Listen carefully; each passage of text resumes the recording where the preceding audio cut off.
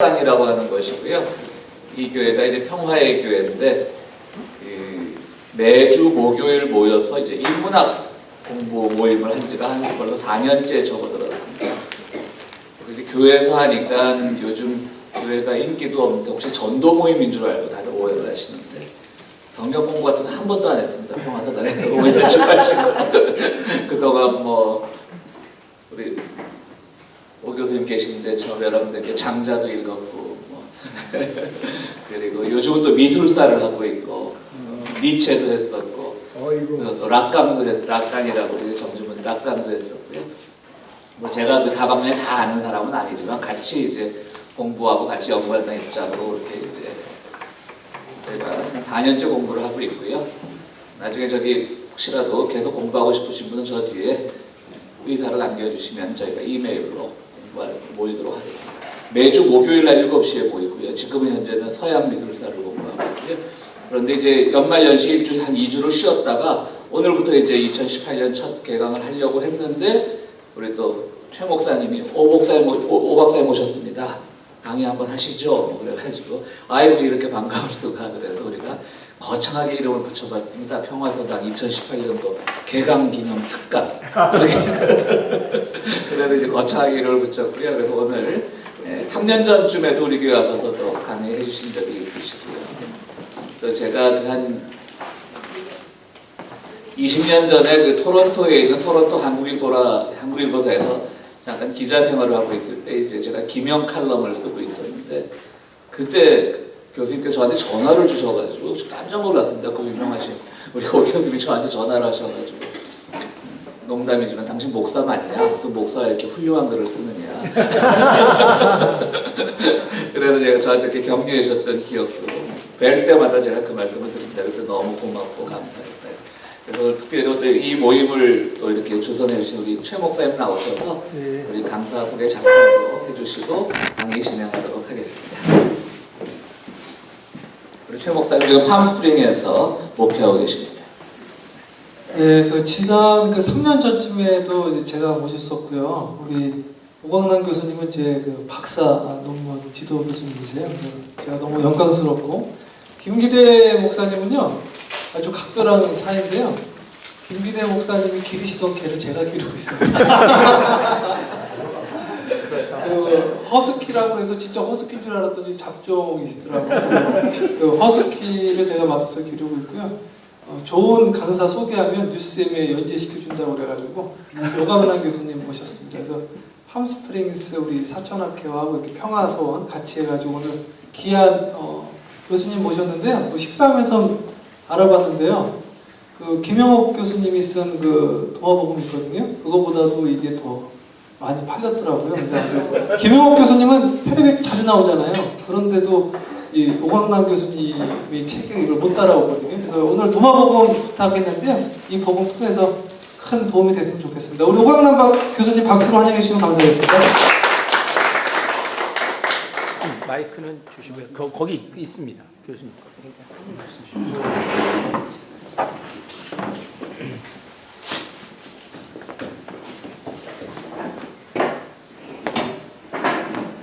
아유 반갑습니다. 안녕하세요.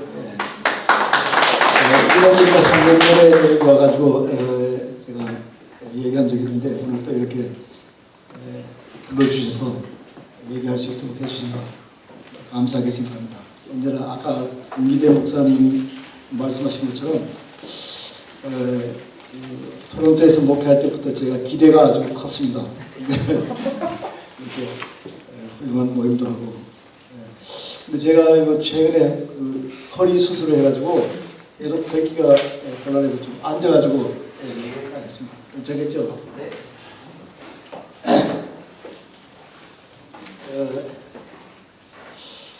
어저께 밤에 제가 이걸 그냥 나와서 생각나는 대로 얘기할까 하다가 그래도 뭔가 써서 하는 게 나을 것 같아서 써가지고 지금 가져 나왔습니다. 도마복음에 대해서 얘기를 하다 보니까 얘기하려면 뭐 끝이 없이 얘기할 수 있지만은 가장 중요한 부분만 올려가지고 얘기하고 여러분하고 토의하는 그런 시간을 갖도록 했으면 좋겠습니다. 여기 보신 대로 1945년에 이제 도마복음이 발견이 되는데 이 도마복음의 발견이 그 옥스퍼드 대학교의 젊은 그 교수가 앤드루 할비라고 하는 그 교수가 있는데 이 교수 말에 의하면 1945년 히로시마하고 나가사키에 떨어진 원자 폭탄에 해당되는 신학적으로 그런 아주 큰 사건이라고 그런 얘기를 했습니다. 도마복음에 대해서 뭐 읽으신 분도 계시겠지만은 대부분은 안 읽어 보셨으리라 생각하고 가장 기초적인 것부터 이제 쭉 얘기를 드리고 싶습니다. 도마복음을 어떻게 발견했냐면 이집트 나일강 상류라는 게 이제 남쪽이에요. 상류에서 한 500, 카이로에서 한 500km쯤 떨어진 그 밑에 상류에서 하던 어떤 그 농부가 퇴비를 준비하려고 산 밑에 가가지고 이렇게 흙을 파는데 뭐 쨍그랑 소리가 들렸어요. 그래가지고 봤더니 거기에 항아리가 있어요. 항아리가 있어서 항아리를 공해져 있는 항아리인데 열까 말까 생각했어요. 왜냐하면 열었다가 무슨 진이라고 해요. 아랍 사람들 믿는 거 있잖아요. 귀신 같은 거, 천사 같은 거. 진이 나오면 어떡할까. 그래서 여기는 뭐 금이 들어있을지도 모르겠다. 보물이 들어있을지도 모르겠다. 뭐 이런 생각하면서 뚜껑을 열었습니다. 항아리 공해진 걸 열어보니까 진도 안 나오고 황금도 안 나오고 그냥 책뭉치가 13으로 이루어진 책뭉치 13뭉치가 나왔어요. 그 13뭉치를 이 사람은 뭐 실망했죠. 뭐 금이 들었을까 보물이 들었을까 했는데 보물이 안 들어있고 책뭉치만 있으니까 그래도 혹시 이게 고물로 무슨 가치가 있을까 하고 가져왔어요. 가져와가지고는 시장에 가가지고 뭐 계란이나 뭐 이런 빵하고 이런 거하고 좀 바꿔서 먹었어요. 그러다가 이제 그 뭉치가 돌다가 이제 성경을 아는 그 성경학자의 손에 들어갔습니다. 손에 들어가서 그 학자들이 읽어보니까 이것이 복음서예요. 복음서인데 그 중에 많은 복음서가 있었습니다. 52개의 그 문헌이 있었는데 그 중에 상당수가 복음서인데 복음서가 우리가 가지고 있는 성경에 포함되지 않은 복음서들이에요. 예를 들어서 뭐 빌립 복음서, 뭐 진리 복음서, 이집트 사람의 복음서, 뭐 제가 몇 개 썼죠. 그런 그 복음서들이 들어있는데 그 중에 하나가 도마복음이었어요. 도마복음의 발견이 이런 식으로 우연히 이루어졌는데 그 이루어진 그 도마복음이 아까 말한 대로 그 1945년 그 원자탄 떨어진 거하고 같은 그런 큰 충격을 줬다. 뭐 미국에서는 지금 미국이나 뭐 이런 그 세계적으로 도마복음 학회라는 것도 있고 또 여러분이 그 인터넷에 들어가 보시면 도마복음 토의하는 그런 모임들이 몇 개 있습니다.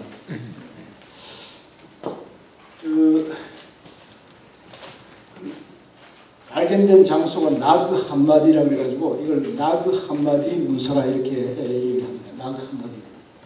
근데 이게 콥트어로 써졌어요. 콥트어라는 것은 뭐냐면 이집트 말인데 쓰는 그 문자는 그 그리스 문자예요. 히라워 문자고 말은 그 이집트 말. 아주 좀 묘한 그런 대답인데 콥트어로 이루어졌는데 콥트어는 원래는 이제 그리스어로 쓰여진 것이 콥트어로 옮겨졌을 거다 이렇게 보는 거죠. 왜 이런 그 도마복음이라든가 이런 그 진리복음, 빌립복음, 뭐 요한의 비밀서 같은 이런 복음서들이 왜 땅에 묻혔는가? 그 이유는 뭐냐면 칸스탄티누스 황제가 있잖아요. 영어로는 그냥 칸스탄티누스 황제라고 하는데 한글 표기법에 의하면 칸스탄티누스라고 이렇게 붙이는데 칸스탄티누스 황제가 기독교를 자기의 통치 이데올로기로 삼기 위해서 기독교를 받아들였어요. 공인을 했어요. 아직까지 그 국교는 아니지만 공의를 했잖아요. 공의를 하고 보니까 기독교에 여러 가지 설이 있는 거예요. 뭐 예를 들어서 예수는 하나님이냐 인간이냐 무슨 뭐 이런 그 여러 가지 설이 있으니까 이런 복잡한 설로는 그 통치하기에 힘드니까 그러지 말고 너희들 기독교 지도자들 다 모여가지고 하나의 설로 통일해가지고 오라. 이래가지고 여러분 다 아시겠지만은 기원 후 325년 니케아라고 하는데 이런 지도자들이 다 모였습니다. 니케아라는 것은 지금 터키에 있는데 터키의 그 카스타지노플 바로 밑에 얼마 있는 그 지명이 터키 니케아인데 요즘은 그 지명 이름으로 된 그 도시는 없더라고요. 제가 터키 가서 물어봤더니 지금은 없는데 하여튼 니케아라고 하는 것이 기독교 역사에서 아주 중요한 그런 그 사건입니다. 그걸 제1회 그 기독교 공의회 이렇게 First Council of the Churches 이렇게 있는데 그때 가장 중요한 그 문제가 뭐냐면 예수가 사람이냐 인간이냐 아주 사람이냐 신이냐 이 문제가 이제 문제가 대두가 되는데 뭐 아시다시피 다 아시는 것 같아요. 오늘 아까 그 소개하신 거 보니까 그동안 뭐 내공을 많이 쌓으신 분이 여기 오신 것 같은데 다 아시겠지만은 그때 그 두 진영으로 나눠졌는데 한쪽이 이제 아리우스라고 하는 사람의 진영이고 한쪽은 아타나시우스라고 하는 사람의 진영인데 처음에 아리우스라고 하는 사람은 예수는 참 훌륭하신 분이지만은 그래도 예수는 인간이다 이런 것을 주장하고 아타나시우스 이 젊은 사람인데 이 사람은 아니다 예수는 신과 동일한 본질을 가지고 계신 분이다.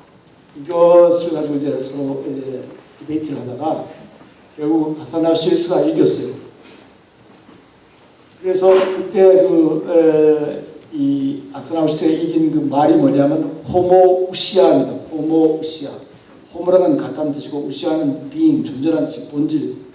하나님과 예수님은 같은 본질을 가지고 있다. 이게 이겼어요. 그리고 이제 아리우스파 예수는 인간이다 하는 그 파는 이제 파문을 당해 쫓겨났죠. 그 파가 이제 내려오다가 터키 남단에 있던 어떤 그 지도자를 만났는데 지도자 이름이 네스토리안 할 때 네스테루스. 그 사람이 이제 그 예수는 인간이다 하는 그 이론을 기초로 해가지고 네스토리아 철치를 만들었습니다. 네스토리안 철치. 그 네스토리안 철치는 동쪽으로 가서 어디까지 가냐면 중국까지 갔어요. 중국 장안, 지금 말하면 시안이죠.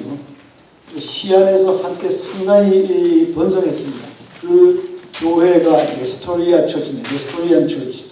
근데 한문어는 경교라고 했습니다. 경교. 들어보셨죠? 경교.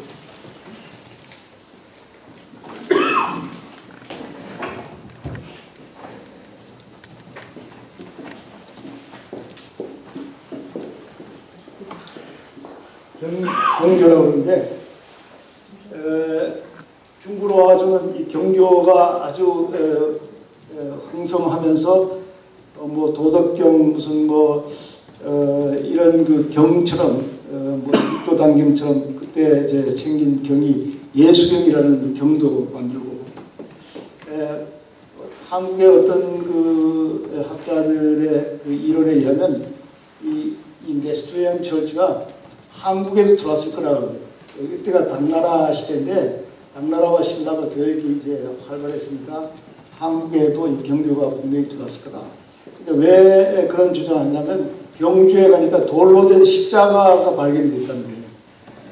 그래가지고 뭐 어느 주장하는 분은 뭐 경주 절에서 만나는 뭐 예수님 이런 책도 나오고 그랬는데 이 경교로 됐지만은 하여튼 이거는 여담입니다만 아타나시우스가 이제 그때부터 교회의 실권을 장악한 거예요. 그리고 얼마 후에 이제 아타나시우스가 뭐냐면 이런 이론들을 이제 통일을 하는데 경전이 상당히 중요하다 해가지고 기독교 경전을 공식화하기 시작합니다. 그러면서 자기의 그 신학적인 판단에 따라서 이단적이다 뭐 아니다 이렇게 해가지고 이단적이다 하는 것은 전부 다 폐기 처분하라는 명령을 내렸습니다. 그게 언제예요? 폐기 처분하라는 것이 받은 그 후에 그 명령이 내려졌는데 그때 생긴 게 소위 말하는 성경 27권입니다. 신약 성경 27권.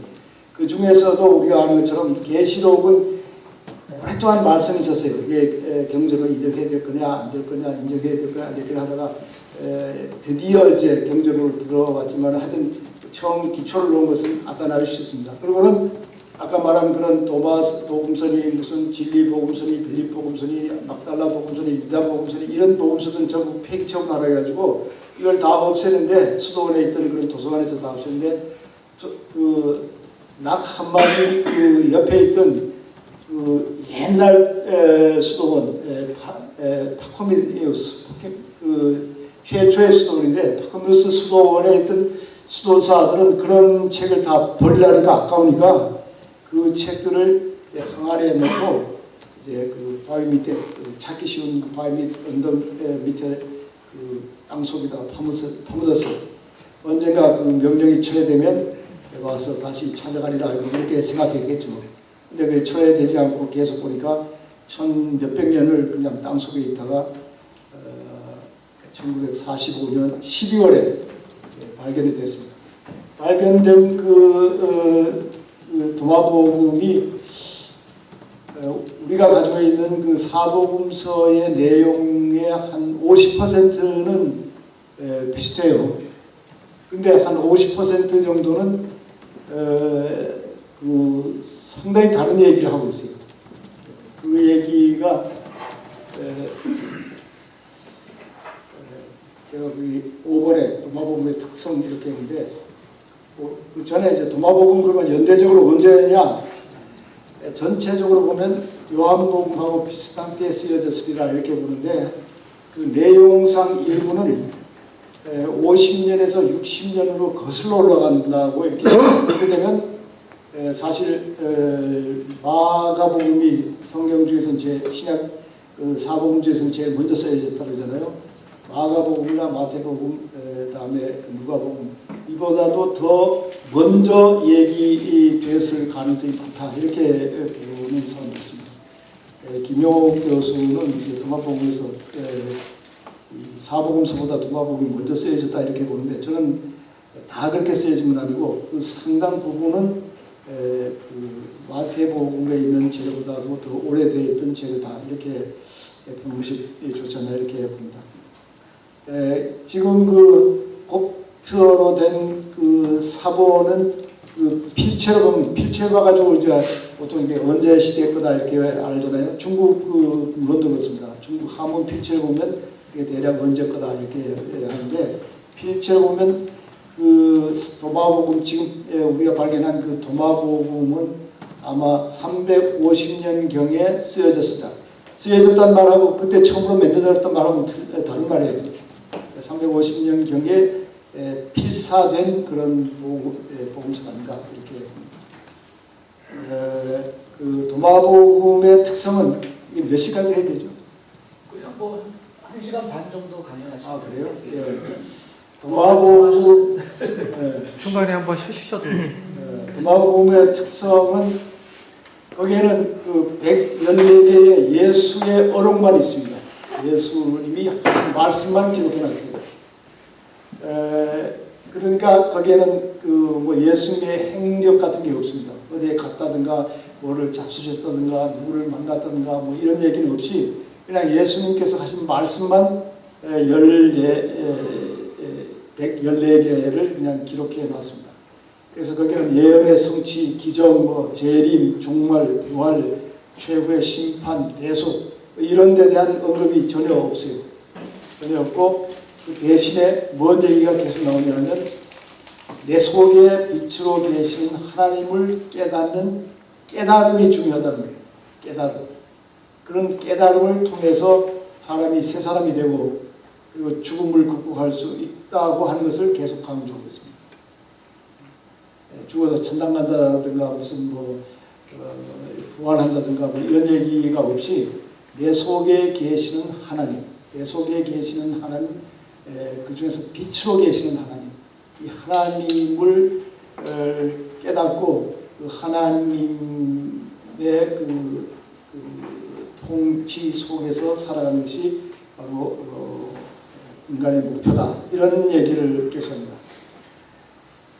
특히 요한복음은 믿으라 믿으라 한 말이 계속 나오잖아요. 그죠? 뭐 우리가 다 아는 그 요한복음 3장 16절 같은 데 보면 뭐 하나님이 세상을 이처럼 사랑하사 독생자를 주신 누구든지 저를 믿는 자마다 그거를 영생을 얻으리라 명하지 않고 영생 믿는 거 믿으라 뭐 믿으라 이런 얘기가 계속 나오는데 이 도마복음에는 믿으라는 말이 한마디도 안 나옵니다.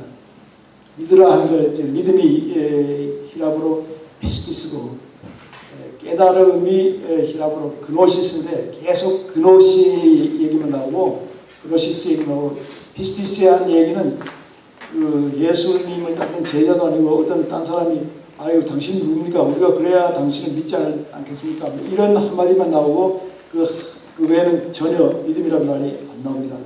이게 아주 가장 특징적인 그런 얘기인데 그래서 이 믿음하고 깨달음인데 깨달음을 강조한다고 해서 깨달음을 히라브로 그노시스라고 그러고 이거를 우리말로 번역할 때 일본 사람들이 그걸 영지로 번역해요. 영지. 성령 할 때 영자에다가 알지자 해서 영지로 번역하는데 영지라는 말을 저는 그게 좀 좋지 않다고 생각했어요. 영어는 뭐 knowledge라고 이렇게 번역을 하지만은 그 영지는 무슨 뭐 영지버섯 같은 생각이 들고 그래서 영지라는 말 대신에 제가 깨달음이라고 번역을 했는데 깨달음입니다. 깨달아서 아는 거. 우리가 아는 거에 두 가지 종류가 있습니다. 하나는 누가 얘기해 준 거를 듣고 아 그래 알겠어 하고 이제 그렇게 아는 게 있고 하나는 자기 속에서 뭔가 이렇게 올라와 가지고 아 하고 나오는 거. 그래서 그래가지고 알게 된 것도 그건 뭐예요? 그거는 깨달음이지 그냥 뭐 누가 말해준 것을 받아들인 거 아니잖아요. 그런 식의 암, 그런 식의 깨달음, 그것이 그노시스다 이렇게 봅니다. 그래서 이 영지란 말 때문에 이 도마복음을 영지 복음서, 영지주의 복음서라 이렇게 한때는 봤어요. 이 도마복음으로 가지고 하버드 대학교에서 박사학위를 받은 여자분이 있는데 일렌 페이저스라고 지금 프린스턴 대학의 정비학과 교수가 있는데 일렌 페이저스가 유명하게 된 것이 나스틱 가스플스 영지주의 복음서 해가지고 도마복음을 소개를 해가지고 이제 인약 세계적으로 유명한 학자가 됐습니다. 그 나스틱 가스플즈라고 하는 책은 북 오브 더 만스 거기에 채택이 되어가지고 제가 처음으로 그 책을 북클럽을 통해서 사기도 했는데 이분이 최근 나스틱 가스플즈라는 책을 썼지만은 최근에는 도마복음을 영지주의 복음서라 말하기는 곤란하다. 왜냐하면 도마복음은 예수님이 몸을 통해서 이 세상에 왔다 하는 것을 얘기하는데 2세기, 3세기에 발전된 영지주의는 이 육체를 아주 싫어합니다. 영육을 이분법으로 생각하고 육체는 이거 아주 없을 거고 죄악이고 영은 거룩하는 이런 그 사상을 가졌는데 도마복음은 그런 식의 영지주의 책은 아니다. 단 영지, 그노시스를 강조한다는 의미에서 그런 의미에서 영지를 강조하는 책이지 영지주의, 2, 3세기에 생긴 영지주의를 표방하는 책은 아니다 하는 것이 이제 요즘의 얘기입니다. 이거는 그 캐런 킹이라고 하버드대학교 지금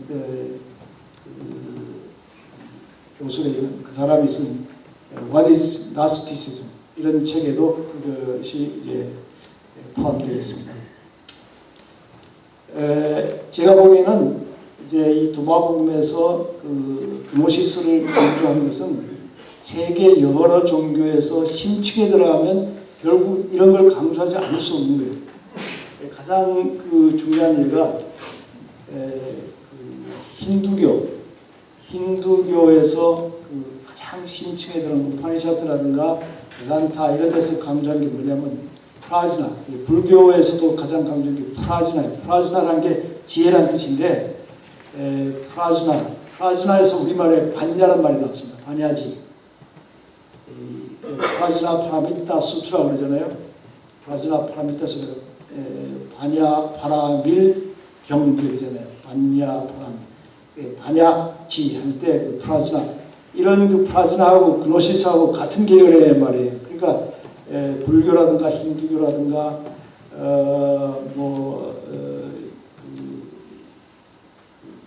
이 도마복음 이런 데서는 인간의 종교성에서 가장 깊은 면을 다루기 때문에 이런 그 그노시스를 강조하는 그런 일이 생기지 않았나 이렇게 보는 거죠. 여기까지 괜찮습니까? 알아듣기 쉽게 얘기됐어요? 예. 자, 그러면 도마복음을 어떻게 읽을 것인가?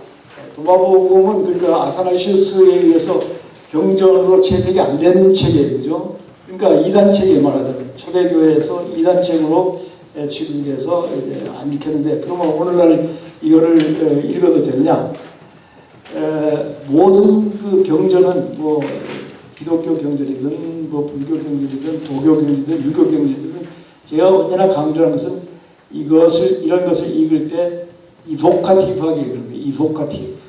이보카티브 리딩이란 말은 어떤 것을 읽으면 읽은 그대로 삼키는 게 아니고 읽은 것을 통해서 내가 거기에서 반응을 일으켜가지고 내 속에 나름대로의 깨달음을 만들어내는 거예요. 이보카티브 리딩이란 말은 아주 중요합니다. 이건 뭐 어렵게 좀 말하면 어떤 그 진술의 그 내용이 중요한 게 아니라 그 진술이 내게 주는 어떤 그 일깨움, 이보크 시키는 거, 일깨움이 중요하다는 거예요. 그러니까 cognitive content가 아니라 이보킹 하는 게 중요하다. 이렇게 일깨워주는 거. 그러니까 복음서에서 이 도마복음서에서 뭐 영 받아들일 수 없는 그런 말이 나오면 이렇게 생각할 수도 있겠구나. 그럼 이건 어떤가? 나름대로 이제 자기가 그걸 받아들여 가지고 자기 나름대로 정리하는 것이 중요하지.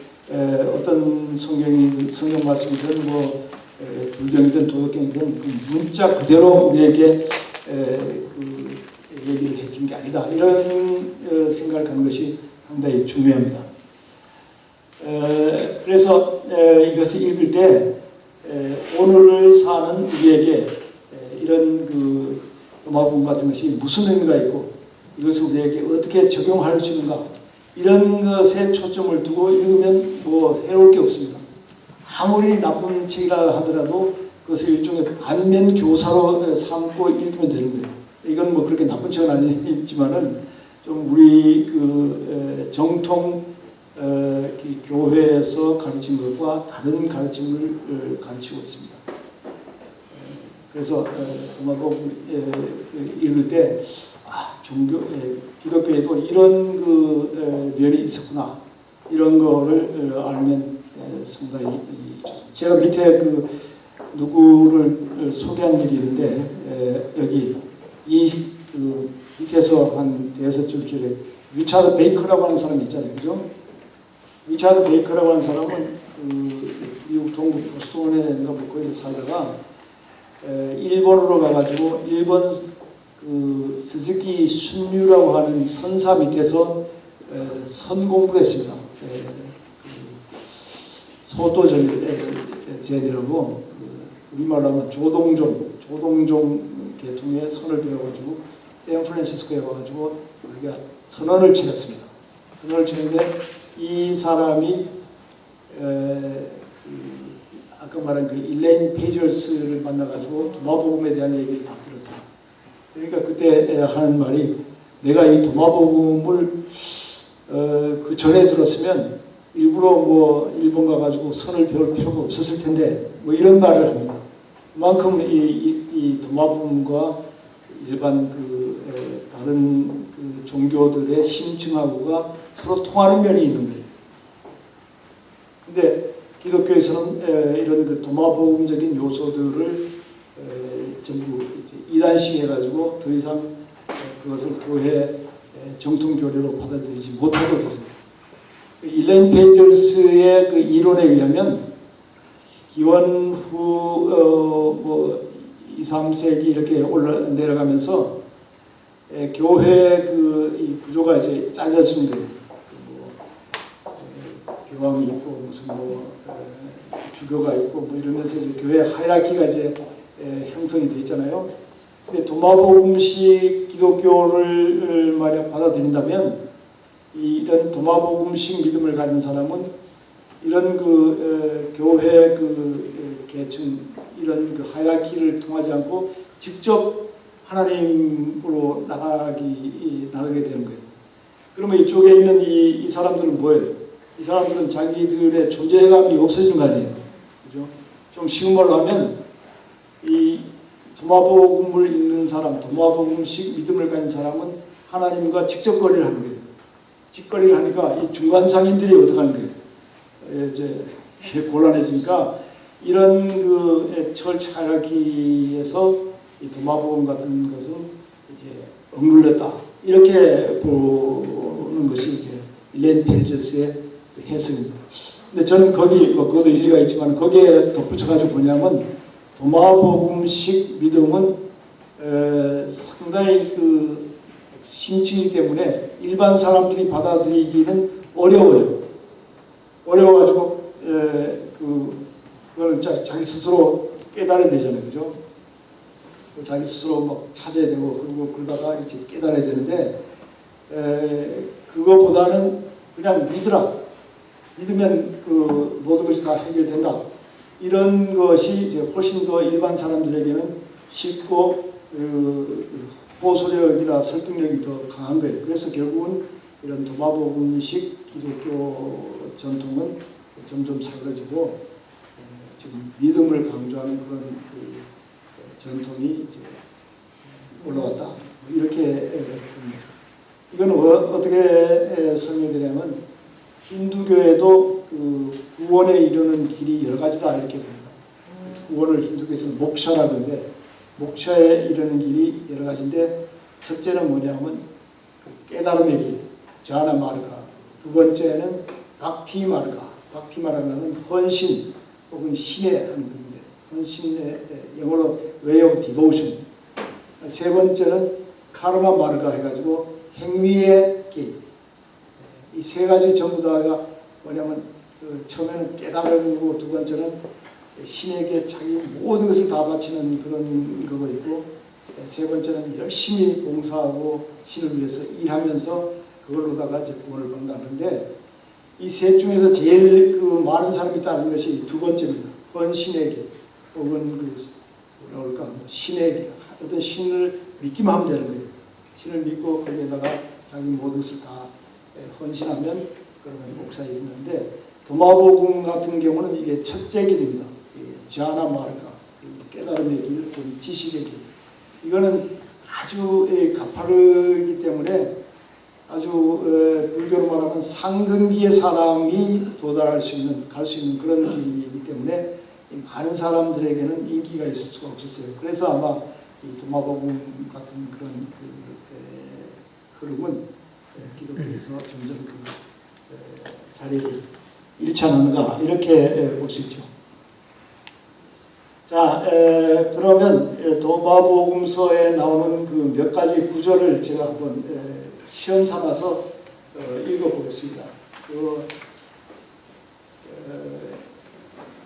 뭐 이거 다 하려면 한이 있으니까 제가 몇 개만 뽑아봤습니다.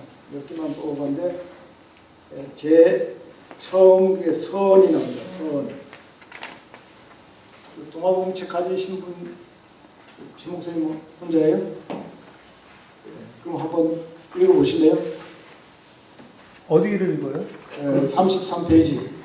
처음에 네, 이것은 살아계신 예수께서 말씀하시고 디드모 유다 도마가 받아 적은 비밀의 말씀드립니다. 예. 그래서 살아계신 예수께서 말씀하시는 게 이제 이거는 절에 안 들어가고 그냥 앞에 나오는 그 서문입니다. 서문에 이것은 살아계신 예수님의 말씀인데 디두모, 유다, 도마가 받아 적은 비밀의 말씀입니다. 디두모라는 것은 쌍둥이라는 뜻이에요. 유다라는 것도 또 다른 의미고 도마라는 것도 쌍둥이라는 뜻입니다. 둘 다 쌍둥이 유다가 받아서 적은 비밀의 말씀이다. 근데 이게 아주 중요합니다. 종교에서 그 모든 종교에서 뭐가 있냐면 그 모든 사람이 다 들을 수 있는 그런 공개된 진리의 말씀이 있고 또 한쪽에는 공개되지 않은 비밀의 말씀이 있습니다. 그걸 영어로 뭐라고 부르냐면 그 비밀의 말씀을 에소테릭이라고 해요. 에소테릭. 그리고 누구에게나 다 열려있는 그런 진리의 말씀을 엑소테릭이라고 합니다. 그런데 지금 이 도마복음은 처음부터 뭐라고 하냐면 이것은 에소테릭, 비밀의 말씀이라는 것을 전제로 하고 이제 시작합니다. 비밀의 말씀이다. 그래서 영지주의 전통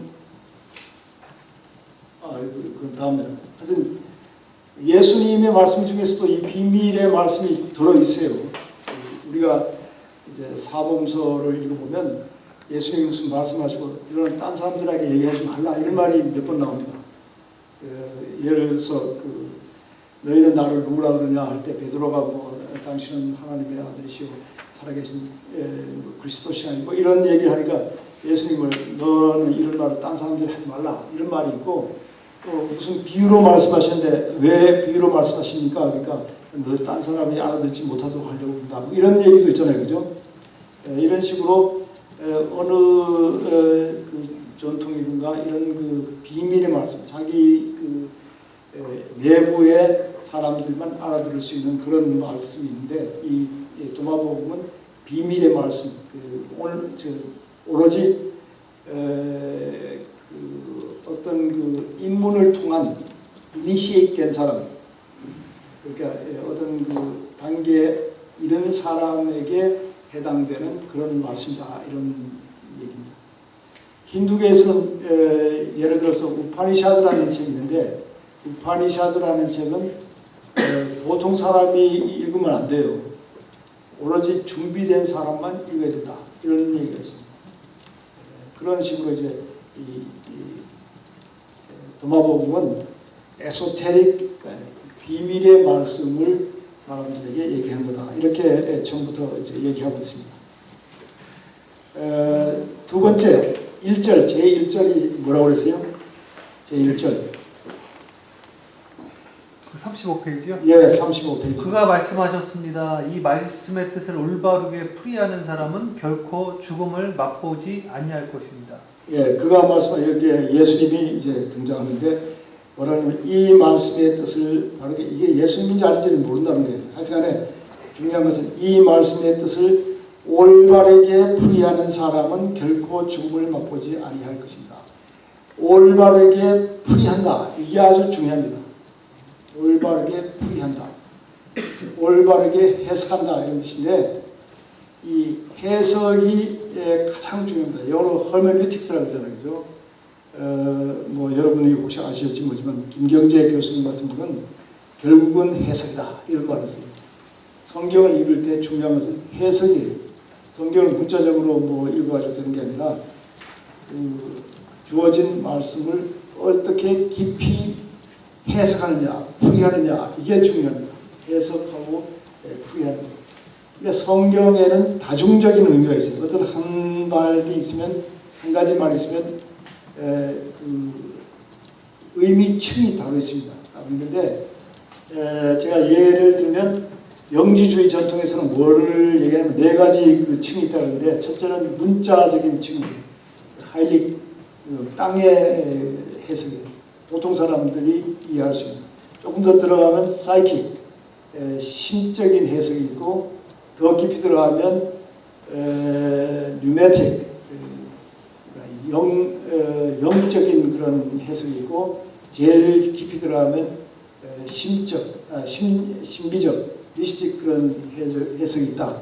이런 식으로 이제 한 가지 문장을 봐가지고 그 해석의 깊이가 깊어지고 하는 이것이 중요합니다. 그래서 여기에 나온 게 올바르게 풀이하는 사람, 무조건 듣는 것만이 아니라 듣고 올바르게 풀이하는 사람은 결코 죽음을 맛보지 않아요. 근데 또 한 가지 그 카발라라고 유대교 신비주의 전통인데 그 유대교 신비주의 전통에서는 네 가지 그 뜻이 있는데 첫째는 표피적인 뜻입니다. 자기들 말로 파사트라고 그러고 두 번째는 비유적인 뜻이 있어서 레즈, 세 번째는 미드라시적 해석이 있어가지고 그거를 이 미드라시 라시인데 사실은 히브리어로 미드라시 이렇게 마지막으로 이제 신비적 혹은 비유적 에스테릭 그런 그 의미일 때 그걸 사드라고 해요. SOD. 근데 이 미드라시적 그 전통이라는 게 해석이라는 게 아주 중요합니다. 이 기독교에서는 이 미드라시적 전통을 잃어버렸기 때문에 결국 신약 성경을 오해하고 있다. 이 말이 이제 계속 나오는데 그 말을 가장 강조하는 그 신학자가 누구냐면 신학자라고 할 수 있을지 하여튼간에 영향력을 많이 발휘하는 사람 중에 존 셸비 스봉이라는 사람이 있습니다. 들어보셨죠? 존 셸비 스봉이 최근에 나온 책인데 제가 비행기에서 읽으려고 가져왔는데 비블리컬 리터럴리즘 성경 문자주의 이것은 젠타일 헤러시 그 이방인들의 이단이라는 이방인들이 만들어놓은 이단이라는 성경을 문자적으로 이해하는 태도는 이방인들 사이에 있었던 그 이단적인 해석방법이다 이렇게 얘기합니다. 왜냐하면 미드라시식 전통을 잊어버렸기 때문에 신약을 여기는 마태복음만 주로 이제 얘기하는데 마태복음이든지 뭐 누가복음이든지 이제 이 마태복음 예를 들어서 마태복음의 저자가 그 예수님이 태어날 때 헤롯 왕이 그 베들레헴에 있는 아기들을 다 죽이잖아요. 그죠? 2살 이하의 아기들을 다 죽인다는 것은 이거는 이제 소위 말하는 미드라식 기법이에요. 마태복음의 저자는 이제 유대인들에게 이제 읽히기 위해서 쓰여진 복음서인데 그때 최초에는 그 예수 공동체 중에 이제 마태복음이 주로 목적했던 그런 공동체는 유대인들이다. 유대인들이기 때문에 그런 얘기를 딱 들으면 바로 이게 모세구나. 모세가 당했던 것처럼 예수도 그렇게 당했구나. 예수는 모세처럼 훌륭한 사람이구나. 이걸 금방 알아들을 수 있었다는 거예요. 그거는 모세의 위대함을 예수에게 전달하기 위해서 예수도 그 비슷한 체험을 했다고 얘기했을 뿐이지 그게 반드시 역사적으로 그렇기 때문에 쓴 것이 아니다 하는 것을 그때 유대인 독자들은 다 알았다는 거예요. 그런데 교회에서 이제 유대인들의 수가 점점 줄어들다가 결국은 그 비유대인인 그런 사람들이 교회에 들어오면서 그 유대인들이 이해했던 방식을 버리고 문자적으로 헤롯이 정말 아이들을 죽였다 이런 식으로 문자적으로 이해하기 시작하는 거예요. 그래서 사실 그것은 마태가 본래 의도했던 그런 그 메시지하고는 아무 상관이 없다는 거예요. 그뿐만 아니라 종방 박사가 저기 와가지고 뭐 선물 줬다 하는 건 구약의 이사야 60장에 그대로 나온다는 거예요. 또 애들이 죽으니까 엄마들이 울었다 하는 건 예레미야 이런 식으로 구약을 아는 사람이면 히브리 그 유대인들이라면 마태복음에 나와진 모든 것들이 다 그 이스라엘 유대 전통에서 나오는 이야기들을 빗대서 하는 말이다. 한 걸 다 알 수 있었다는 거예요. 예를 들어서 예수님이 요단강에서 세례를 받을 때 하늘이 열렸잖아요. 그죠? 하늘이 열리고 거기서 이제 비둘기가 내려오면서 또 목소리가 뭐 이는 내 사랑하는 아들이고 내가 기뻐하는 자라 이런 말이 이제 들렸는데 이것도 그 유대 역사를 아는 사람은 간단하게 이해할 수 있다는 거예요. 그 물이 갈라졌다 하는 것은 모세가 그 홍해를 가르고 다음에 여수아가 요단강을 가르고 이 말은 물을 가를 힘이 있는 사람은 결국 하나님이 함께하는 사람이다 하는 것을 얘기해 준다고 하는 것을 금방 알 수 있어서 예수님도 세례를 받을 때 하늘이 그때는 하늘이라는 게 물로 됐다고 생각했어요. 파란 게 물로 됐을 때 하늘이 열렸다 하는 것은 그 물을 갈랐다. 물을 갈랐다 하는 말은 홍해나 요단강을 가는 것보다 더 위대한 물갈입니다. 이렇게 해서 예수님을 그렇게 위대한 분이라고 말하기 위해서 했는데 이거를 유대인들은 그렇게 이해할 수 있었는데 유대인이 아닌 사람들은 그걸 이해를 못하고 정말 그것이 역사적으로 문자적으로 그런 일이 일어난 거라고 이렇게 믿고 1600 년을 그렇게 믿었는데 그것은 성경을 아주 오해하는 그런 이단적인 해석 방법이다 이렇게 봅니다. 그게 미드라시죠. 그 성경에 나오는 다 그래요. 왜 그러냐면 처음 그 기독교 예수를 따르던 사람들은 다 그 회당에 다녔어요. 회당은 두루마기가 이렇게 있잖아요. 모세오경 두루마기를 한 주일에 이렇게 둘둘 이렇게 펴가지고 한 주일에 읽고 또 둘둘 펴가 다음 주에 읽고 또 둘둘 펴가 그래서 1년 52주다 말에 그 모세오경을 다 읽을 수 있도록 이렇게 펴가면서 두루마기에 있으니까 뭐 이렇게 왔다 갔다 못 하잖아요, 그죠? 차례대로 이렇게 펴가면서 읽는데 신약에 나오는 그 복음서는 펴지는 것과 관계되는 예수의 얘기를 갖다 붙인 거예요. 그게 이제 신하고 회당 예식에 맞도록 만들어진 그런 문서가 바로 사복음서다. 특히 이 마태복음서는 그렇다는데 그런 그 해석 방법을 미드라시 해석입니다. 그러니까 이 도마복음을 읽을 때도 문자적으로 읽어서는 안 돼요. 문자적으로 읽으면 제가 거기 썼나 문자는 바울도 뭐라 하냐면 문자는 사람을 죽이고 영이라고 하는 스피릿 그 정신 그 이야기의 정신은 사람을 살린다 이겁니다. 이거는 어느 종교나 마찬가지입니다. 어느 종교나 이 문자에 얽매이면 그때부터는 종교성이라는 걸 잃어버리게 돼요. 특히 불교 같은 데서는 뭐냐면 불림 문자라고 해가지고 불림 문자 문자에 서지 말라 문자에 사로잡히지 말라 불림 문자 그리고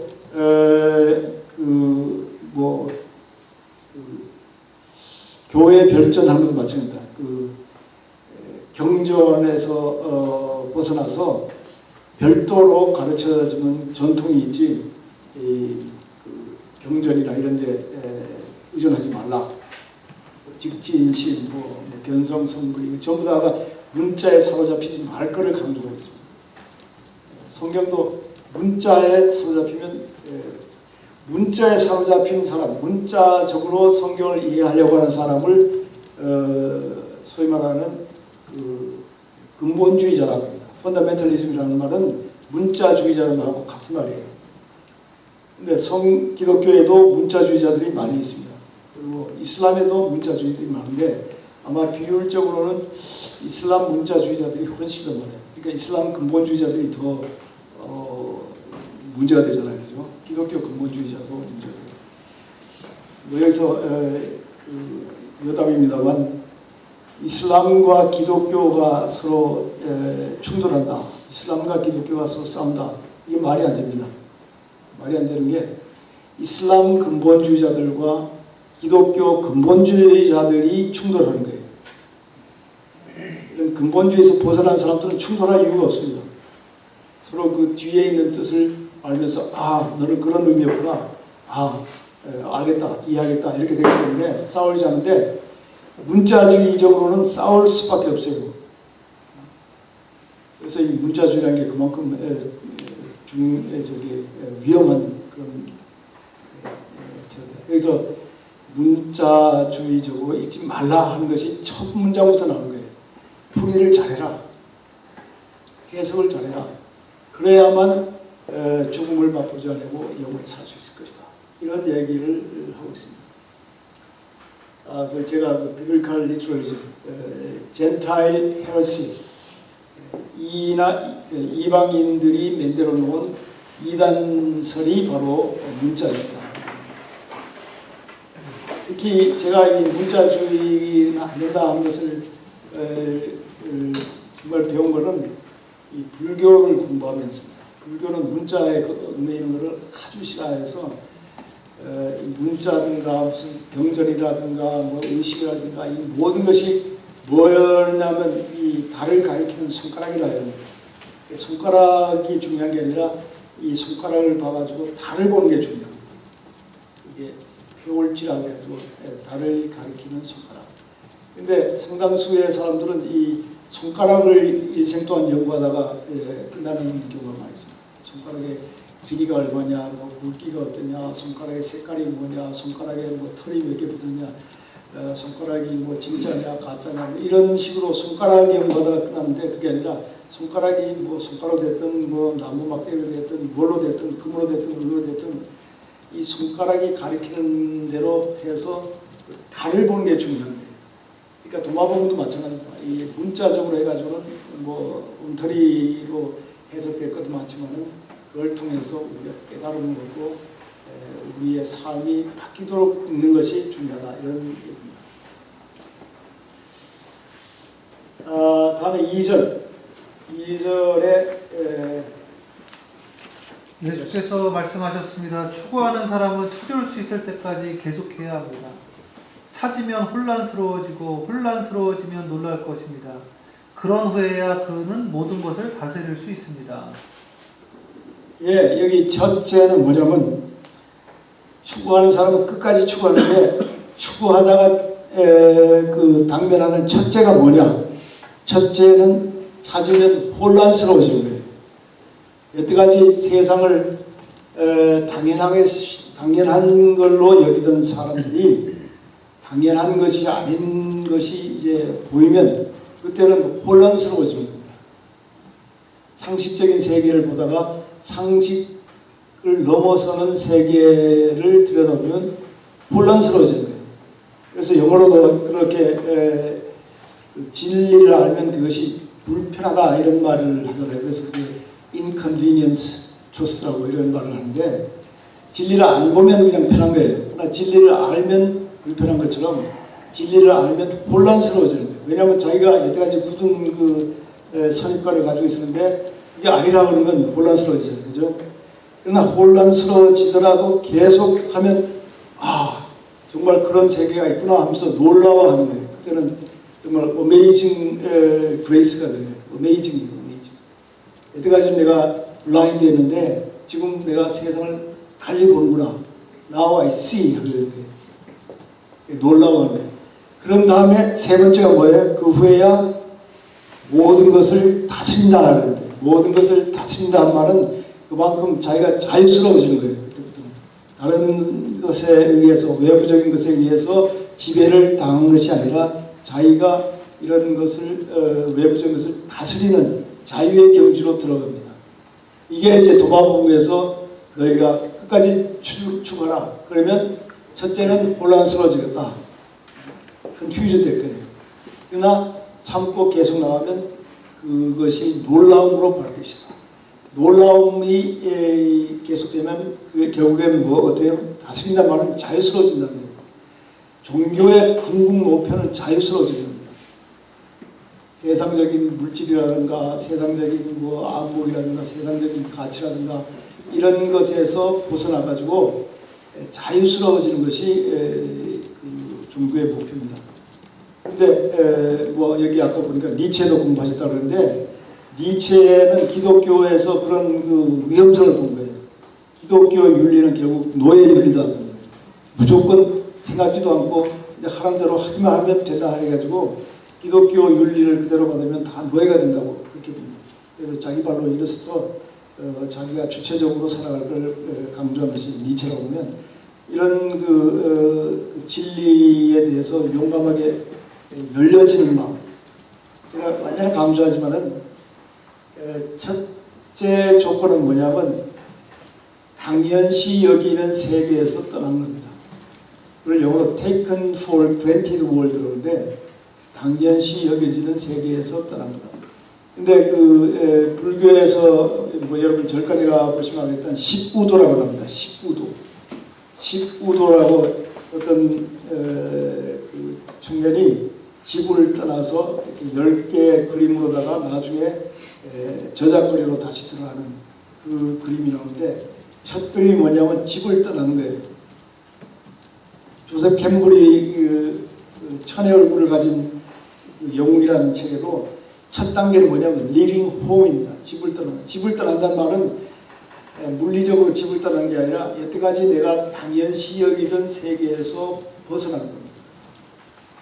내가 당연시 여기던 가치관, 당연시 여기던 그런 세계관에서 일단 떠나는 거예요. 떠나는 게 무지하게 중요합니다.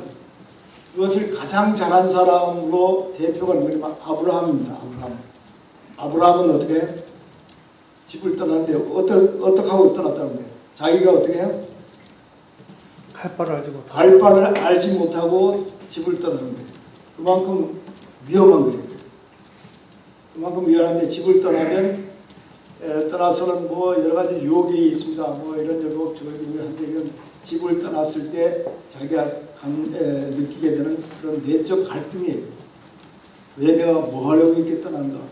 뭐 내 고향 남쪽 바다 뭐 사람들은 다 거기 사는데 왜 내가 여기 나홀로 뭐 이런 노래가 있듯이 다 그 고향에서 잘 사는데 왜 내가 혼자 이렇게 나왔는가. 그래가지고 대부분의 사람은 다시 돌아가요. 돌아가면 뭐가 되는 거예요? 돌아보면 뭐가 돼요? 그러면 돌기둥에서 소음기둥이 되는 겁니다. 그러나 돌아보지 않고 계속 간 사람만이 어떤 threshold, 문지방을 넘어서 자기가 원하는 대로 그것을 발견하고 그렇게 하고는 이제 다시 고향으로 다시 되돌아갑니다. 그 고향으로 간다는 것은 그때는 이제 변화된 사람으로서 불교의 그 19도에 보면 그 입전수수라고 그래가지고 도무의 손으로다가 다시 그 저자거리로 들어가는 거예요. 그걸 영어로는 이제 returning to the marketplace with helping hands. 수수라는 숫자는 떨어뜨린다는 숫자도 되고 도와준다는 숫자도 됩니다. 입전수수 이렇게 해가지고 이제 들어가는 그 얘기를 하는데 하여튼 집을 떠나는 것이 중요한데 그것이 바로 떠날 때 혼란스러워지는 거예요. 왜 그러냐? 자기 스스로 self-doubting, self-fear 이런 것이 이제 신화적인 용어로 하면 무슨 뭐 괴물이 와서 돌아가라고 뭐 이런 식이 나오는데 여기 하여튼 그 단계가 아주 자세하게 나왔습니다. 찾으면 혼란스러워지고 혼란해지면 나중에는 놀라워지면 결국 어떻게 돼요? 자유스러워진다. 다스리게 될 수 있다. 이런 얘기를 썼다고 볼 수 있습니다. 뭐 하실 말씀 있으세요? 질문하실 거 있으세요? 제가 여기다 썼는데 그 해설에 보면 훌륭한 종교적 가르침은 편안한 사람에게는 혼란한 사람에게는 편안을 가져다 준다. 영어에서 disturbing, comforted. 위로를 받고 있는 사람은 disturbed, 혼란을 가져주고 comforting, disturbed. 혼란스러워진 사람에게는 위로를 가져다 준다. 이런 얘기입니다. 조셉 캠벨 말은 영웅 도시락이랑 똑같네요. 그 같은 얘기죠. 똑같은 이야기네요. 불교. 시부도하고 그 시부도. 영웅 이론이랑. 네. 그게 이제 조셉 캠블이 천의 얼굴을 가진 영웅 해가지고 영어로 하면 더 히로, 단순입니다. 히로. 네. 왜냐면 얼굴은 faces, 천의 얼굴을 가지고 있지만은 그걸 전부 다 종합을 해보면 하나의 히로, 그 영웅이 이제 보여주는데 그렇게 영웅에 이렇게 가는 길을 이제 한마디로 하면 그걸 조선 캠프는 뭐라 하냐면 모노미스라고 합니다. 모노미스. 하나의 신화. 근데 어떤 신화는 집단한 데서 여기에 뭐 유혹받는 것까지를 강조하고 어떤 신화는 밑에서 이제 성불한 걸 강조하고 어떤 신화는 돌아가지 않으려고 하는 그런 refusal to return, 돌아가지 않으려고 하는 그런 거절 고방법을 그쪽을 강조하고 뭐 이렇게 강조하는 것이 다르지만 이걸 전부 다 이렇게 붙여보면 하나의 이제 원을 그릴 수 있는데 집을 떠나고 어떤 단계를 지나서 자기가 원하는 바를 얻고 그하고 돌아가기를 머뭇거리다가 결국 저작거리로 도와주려 들어간다 이런 얘기입니다. 다음에 3절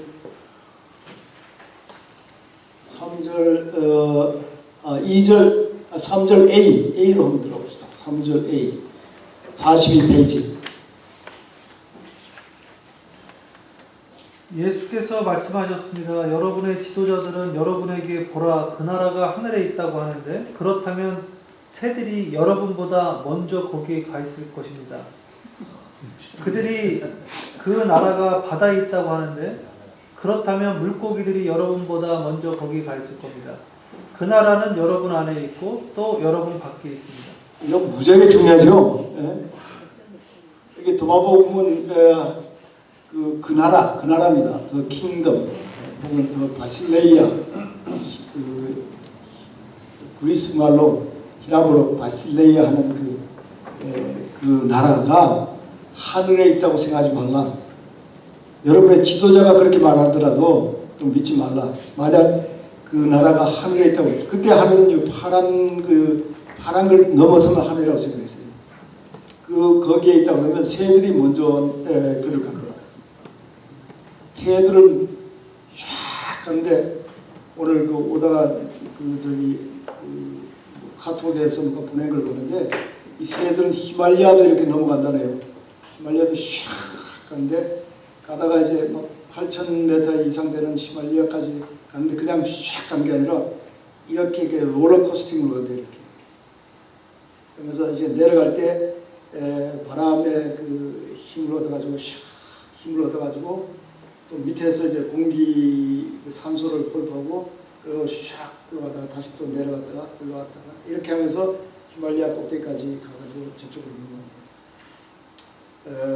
그런 식으로 이제 요만한 데 이제 하늘이 있으니까 바벨탑이라는 것은 거기까지 올라가려고 세운 탑이었어요. 근데 만약 하늘이 거기에 있다, 하늘나라가 거기 있다 그러면 그 나라는 새들이 먼저 갈 거다. 혹은 물에 있다 그러면 물고기가 먼저 들어갈 거다. 그러지 생각하지 말라. 그 나라는 어디에 있어요? 그 나라는 여러분 안에 있고 또 여러분 밖에도 있습니다. 이게 아주 무지하게 중요합니다. 그 나라를 아까 말했던 바실레이아라고 하는데 바실레이아의 가장 중요한 나라의 가장 중요한 그 3대 요소가 뭐라 합니까? 국민, 영토, 주권 이 세 가지가 가장 중요하다고 그러잖아요. 근데 아까 전용범에서 얘기했지만은 상해 임시정부를 인정하지 않는다는 사람 중에 그 이유가 가장 중요한 이유가 뭐냐면 그때는 영토가 없었다는 거예요. 그러나 영토는 뭐 한국이 영토라고 생각하고 있었으니까 하여튼간에 국민 주권 영토인데 이 유대인들의 경우는 가장 중요한 게 주권입니다. 주권. 그래가지고 나라 할 때 킹덤이라고 보통 하는데 요즘은 킹덤이라고 보내하지 않고 rule of God 혹은 sovereignty of God 하나님의 주권 혹은 dominion of God 뭐 이런 식으로 얘기를 더 많이 합니다. reign of God, reign이라고 R-E-I-G-N, reign of God. 뭐 하여튼 하나님의 임재 이런 뜻이지 무슨 뭐 영토가 하늘 위에 붕 떠 있다가 뭐 내려온다든가 뭐 올라간다 이런 뜻이 아닙니다. 근데 그 하늘나라가 그 나라예요. 여기 나라가 하늘에 있다고 생각하는 사람이 있는 거예요. 그러면 그거 안 믿는 거예요. 우리가 여기서 주의해야 할 점은 우리가 천국이란 말을 쓰잖아요, 그죠? 뭐 천국 혹은 천당 이렇게 쓰는데 이 천국이란 말은 마태복음에만 나오는 얘기입니다. 마태복음. 그 하나님의 나라 할 때 마가복음, 누가복음, 요한복음은 계속해서 뭐라고 쓰냐면 하느님의 나라라고 쓰지 하늘의 나라라고 쓰지 않는 거예요. 천국이란 말은 오로지 어디에 나오냐면 마태복음에만 나오는데 킹덤 오브 헤븐이라고. 왜 그러냐면 마태복음 아까 말했던 대로 유대인들 아주 중요시해서 유대 그 전통을 아주 많이 삽입하는 복음서가 마태복음입니다. 마태복음은 계속 예언을 성취시키기 위함이라 뭐 예언을 이런 예언이 성취되었습니다고 하면서 그 유대 전통에 이제 그 언급을 하잖아요. 근데 유대인들은 하느님이란 말을 입에 내면 안 되는 거예요. 하나님의 이름을 망령 때 읽지 말라 그래서 하나님의 말이 나오면 여기에 하나님 대신에 주님이라고 불렀습니다. 그 시편 23편에 여호와는 나의 목자시니 하지만은 그 히브리 성경에는 여호와란 말을 안 쓰고 주님은 나의 목자시니. 영어 번역도 있습니다. Lord is my shepherd지 뭐 야훼 혹은 뭐 제호바 is my shepherd 이렇게 안 쓰는 Lord. 그래서 그 유대인들은 하나님이란 말을 못 쓰기 때문에 하나님의 나라라는 대신에 하늘의 나라, 킹덤 오브 헤븐이라는 썼지 그것이 헤븐이란 게 하느님이란 말을 의미하는 거지 그것이 지리적인 어떤 그 뭐 저 하늘 위라는 그런 뜻이 아닙니다. 그러니까 우리가 하늘나라 간다 이런 말을 할 때 하나님의 나라에 들어간다고 생각해야지 하늘에 있는 어떤 영토를 얘기해서 그 영토에 진입한다 이렇게 생각하면 곤란하다는 거죠. 근데 하나님의 나라는 것은 하나님의 아까 나라가 이제 주권이라고 했잖아요. 하느님의 다스림, 하나님의 다스리는 원리에 입각한 나라 이런 뜻이지 어떤 하나님이 왕으로 떠가지고 있고 뭐 이런 게 아니라 하는 것을 우리가 아는 게 상당히 중요한데 도마복음은 이제 그런 얘기를 합니다. 하느님의 나라, 그 나라가 하늘에 있다고 생각하지 말라. 하늘에 있으면 새들이 먼저 올라갈 거다. 그리고 그 하늘에 있지 않은 그 나라는 어디에 있어요? 여기 두 가지가 있습니다. 어디에 있고 어디에 있다고 했어요? 너희 안에 있고 또 뭐예요? 너희 밖에 있다. 이걸 밖에 있다는 걸 어떻게 해석할지 모르지만은 뭐 간단히 생각하면 내 안에 있고 내 안에 그리고 내 이웃 안에도 있다. 그러면 그게 뭐예요? 그러면 밖에도 내 밖에도 있고 내 안에도 있고 이거를 가장 강조해주는 그 아주 명백하게 강조해주는 그런 전통이 한국에 있습니다. 동학이에요. 동학. 동학은 뭐라 그래요? 내가 하나님을 모시고 있다. 그걸 뭐라 그래요? 저기 써있죠? 시천주랍니다. 시천주. 내가 하나님을 모시고 있다. 나만 모시고 있는 게 아니라 내 이웃도 또 모시고 있어요. 그죠? 나도 모시고 있고 내 이웃도 하나님을 모시고 있고 천주. 천주라는 한울림입니다. 동학에서는 하나님이라는 말을 안 쓰고 한울림이라고 쓰는데 그 한울림이 내 속에도 있고 내 이웃의 속에도 있다. 그래서 아시겠지만은 동학은 내 이웃을 뭘로 여겨야 돼요? 뭐처럼 섬겨야 돼요? 하느님처럼 섬겨야 돼요. 이게 사인 여천입니다. 제가 여기 놨었지만은 뭐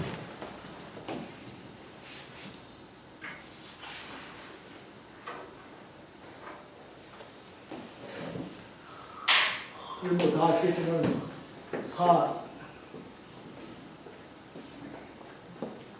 인, 여, 천 사람 섬기기를 하늘 섬기듯이 하라 이런 뜻입니다. 왜냐? 하느님이 내 속에만 있는 게 아니라 내 이웃 속에도 있습니다. 하나님이 모든 사람이 하나님이고 하나님이라는 게 별도로 없다 이렇게 말하는 그런 주의를 범실론이라고 합니다. 범실론. 범실론은 영어로 하면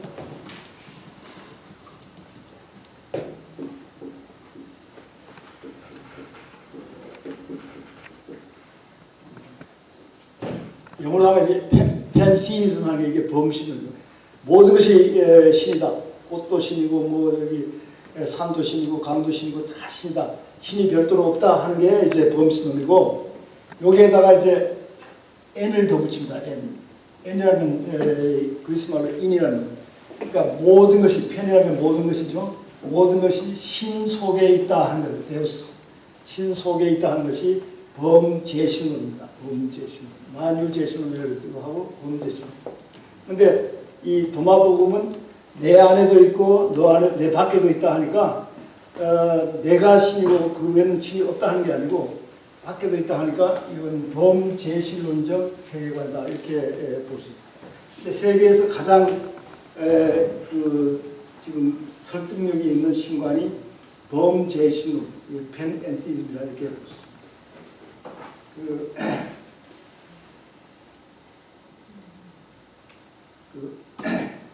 옥스퍼드 대학교 지금은 죽었겠죠. 옥스퍼드 대학교에 존 맥케리라고 하는 그 신학자가 있는데 그 사람이 쓴 책에 In Search of DT라는 책이 있는데 In Search of DT 이거는 범신론이 얼마큼 그 옛날 유명한 그리스 철학자들이나 중세 신비주의자들이나 혹은 현대 뭐 화이트헤드나 하이데크 같은 사람이 다 이 범신론적 세계관을 가지고 있었다는 거예요. 뭐 신론을 얘기하면 여러 가지 신론이 있는데 기독교에는 그걸 뭐냐면 유신관이라고 하잖아요. 그죠?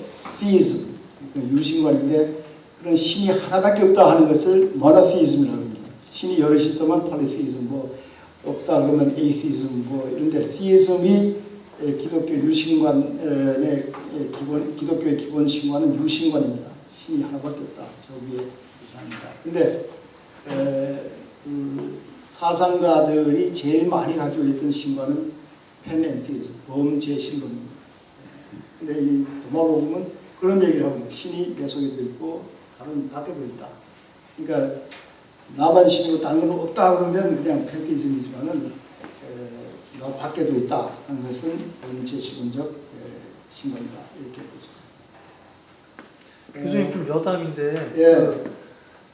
성경에 보면 예. 누구를 대하듯 죽게 대하듯 하라고 그러잖아요. 예. 그것도 뭐 그런 측면에서 도마복음 측면에서 이해할 수 있는 거 아니에요? 사인 여천인데 그거도. 예, 누구를 대하든 다 죽게 대하듯 하라고 예. 했으니까. 그러나 이제 그 이유는 다르지. 이유는 이제 동학은 그 사람도 주님이니까 죽게 대하셔야 하는 거고 기독교는 윤리적인 면이 좀. 예. 오케이. 뭐 대략 거기에 나온 거 다 얘기했습니까? 시천주라는 것은 신앙을 모신다는 뜻이에요. 시천주. 다음에 3절 B가 있습니다. 3절 B. 최 목사님이 또렷한 목소리로 읽어주세요. 여러분 자신을 아십시오. 그러면 남도 여러분을 알 것이고 여러분도 자신이 살아계신 아버지의 자녀라는 것을 알게 됩니다. 그러나 여러분이 스스로를 알지 못하면 여러분은 가난에 처하게 되고 여러분이 가난 그 자체가 됩니다. 여기에 가장 유명한 게 여러분을 아십시오. 자신을 아십시오. 이게 누가 한 말로 유명해요? 소크라테스가 한 말로 유명하죠. 그죠? 내 자신을 알라. 영어로 제가 학교 다닐 때 배운 라틴 말, 그리스 말 중에 아직도 안 잊어버린 거지. 그노시세아톤, 네 자신을 알라 하는 그 히라보인데 내 자신을 아는 건 사실은 소크라테스가 한 말이 아니고 그때 당시 델피 신전에 나오는 신탁입니다. 신이 명령한 거예요. 내 스스로 알라, 내 자신을 알라. 소크라테스가 이제 그걸 받아가지고 자기 말처럼 얘기했는데 여기 도마복음에 그 말이 나옵니다. 내 자신을 알라. 내 자신을 아는 건 무지하게 중요한 겁니다.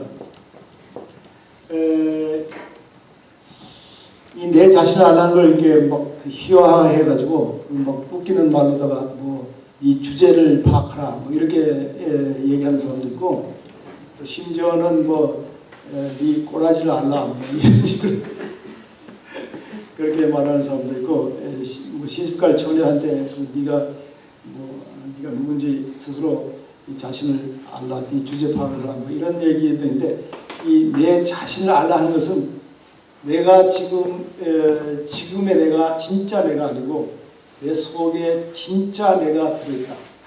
이 내 속에 있는 진짜 나를 발견하라. 이 진짜 나는 너무나도 거룩한 거예요. 모든 사람에게 다 있는 가장 거룩한 요소, 이것이 바로 나의 진짜 나다. 그것을 일반적으로 말해가지고 뭐 불교에서는 불성이라고 그러고 기독교에서는 하느님이에요. 하나님이 내 속에 계신다. 내 속에 계시는 하나님, 이 속에 있는 그 하나님을, 진짜 하나님을 네가 찾으라. 그게 네 자신 알라는 말하고 같은 얘기입니다. 불교에서 불성을 알라. 네 속에 있는 불성을 알라. 불교에서는 네가 부처님이 된다 그러지 않고 너는 뭐라 그래요? 부처님이다 하는 거예요. 이다. 근데 그걸 알지 못하고 있는 거예요. 그러나 동화보험은 그 비슷한 얘기예요. 너는 내 자신을 알라. 네 자신이 누구예요? 내 속에 있는 하나님을 모시는 정말 시천초하고 있는 그 하나님이다 하는 것을 알라는 거예요. 근데 이거는 하나님, 기독교에서는 내가 하나님이다 그러면 상당히 그 이단적인 말로 이제 알게 되는데 그렇게 말할 필요 없이 나와 하나님은 하나다 그러면 어떤 거예요? 그러면 내가 하나님이 내가 되는 거잖아요. 그죠? 하나니까. 그러나 내가 하나님이다 그러면 저런 이 오만한 신성 모독적인 그런 얘기가 어딨냐 하는데 실제적으로 그게 그겁니다. 근데 힌두교에서 뭐 베단타 이런 데서는 우파니샤드 이런 데서는 가장 중요한 것이 뭐냐면 네가 브라만이라고 하는 것을 알라 하는 거예요. 그거를 함으로는 뭐라 그러죠? 브라만을 범이라 그러고 나를 뭐라 그래요? 아라 그런다. 범아 뭐예요? 범아 일려 하나다. 하나와 같다. 범아 일려. 이것을 깨달으면 자유스러워지는 거예요. 이건 상식적으로 생각해봐도 그렇잖아요. 우리가 백이 훌륭한 백이 있으면 세상 살아가는데 쉽다 그러잖아요. 그죠? 그런데 백보다 더 중요한 게 내 속에 하느님을 모시고 있다는데 그보다 더 떳떳할 수가 어디 있어요. 그거를 만약 정말 깨달을 수 있다면 이 세상에서 무서울 게 하나도 없습니다. 요즘 쉬운 말로 해가지고 쫄 필요가 없는 거예요. 쫄지 마. 식으로 쫄 필요가 없는 거예요. 그 기독교가 줄 수 있는 그 혜택이 이런 면에서는 무지하게 중요합니다. 이게 내가 하나님 안에, 하나님이 내 속에 계시고 내가 하나님 속에 있다. 요한복음에 계속 나옵니다. 요한복음 다시 한번 읽어보세요. 그 교회에서 그런 얘기를 안 해서 그렇지. 요한복음에 계속 나오는 거는 내가 하나님에 있고 너희들도 하나님 속에 하나님 안에 거한다는 것을 너희들이 알게 되기를 원한다. 이런 얘기가 계속 나와요. 근데 이제 그보다는 이제 기독교는 하나님 하늘에 있고 나는 땅에 있다. 칼 발트가 했다는 유명한 그 말로 이원론을 이제 강조하는데 이런 식으로 하느님은 하늘에 있고 여기 있으니까 오로지 그 연결시켜 줄 수 있는 그런 그 통로는 에어메일밖에 없다. 뭐 이렇게 그 정대희 박사님이라고 제가 마지막에 모시고 있었는데 정대희 박사님의 하신 말씀이 그래요. 하나님은 하늘에 있다 그러니까 그 하느님이 알아들을 수 있도록 말하려니까 기도를 할 때 막 통성 기도를 크게 하는데 하나님이 내 속에 있다면 그렇게 할 필요가 있어요, 없어요? 하나님 그렇게 할 필요 없는 거예요. 하나님이 내 속에 있다. 하늘나라가 내 속에 있다. 하나님의 나라나 하나님이나 궁극적으로 같은 거예요. 하나님의 주권이나 하나님의 자신이나. 그죠? 그래서 기독교에서 성경에서 회개하라 하나님의 나라가 가까우느니라 할 때 전에 지금 제가 여기 와서 말씀드린 것 같은데 그때도 말씀드린 것처럼 하나님 나라가 가까웠다 할 때 가까웠다 하는 걸 꼭 시간적으로만 얘기할 필요가 없는 거예요. 공간적으로도 얘기할 필요가 있어요. 우리에게 가장 가까운 데가 어디예요? 하나님 나라가 가깝다는데 가장 가까운 데가 여기잖아요. 그죠? 영어는 더 잘 됐어요. Kingdom of God is at hand라고 했어요. 그죠? at hand. 손 닿을 때 있는 거예요. 손 닿을 때. 이게 이제 이 동화복음이라든가 이런 걸 보면서 기독교를 점점점 심화시킬 수 있는 그런 계기를 얻을 수 있습니다. 시간이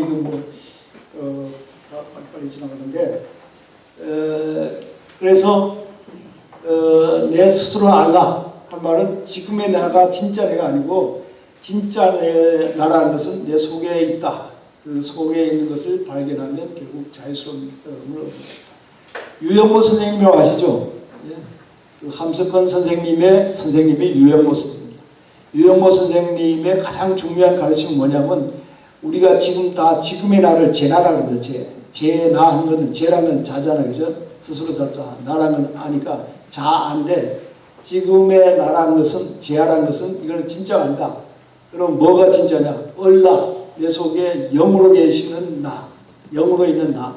이것이 바로 나의 가장 중요한 부분인데 이 제나에서 얼라로 바뀌는 것이 결국은 가장 모든 종교에서 가장 중요한 그 목표다.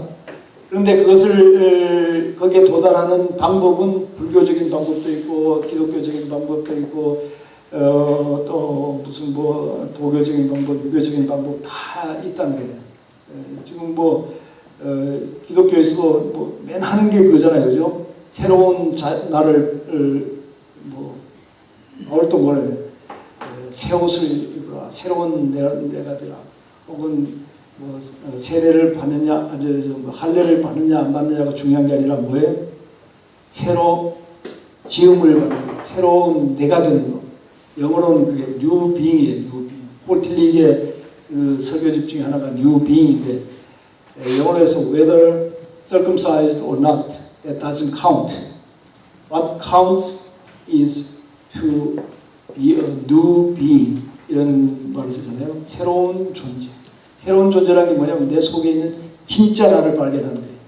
진짜 나를 발견하면서 새로운 존재가 그렇게 되면 아까 말했던 쫄 일도 없고 자유스러워지는 것이 기독교 가르침의 핵심이라 이렇게 보습니다. 이런 거를 다른 종교를 이렇게 보면 그게 잘 보여지는 거예요. 예를 들어서 장자 하셨다니까 아시겠지만 제일 처음에 나오는 게 뭡니까? 제일 처음에 나오는 게 붕새가 푹 뜨는 거예요, 그죠?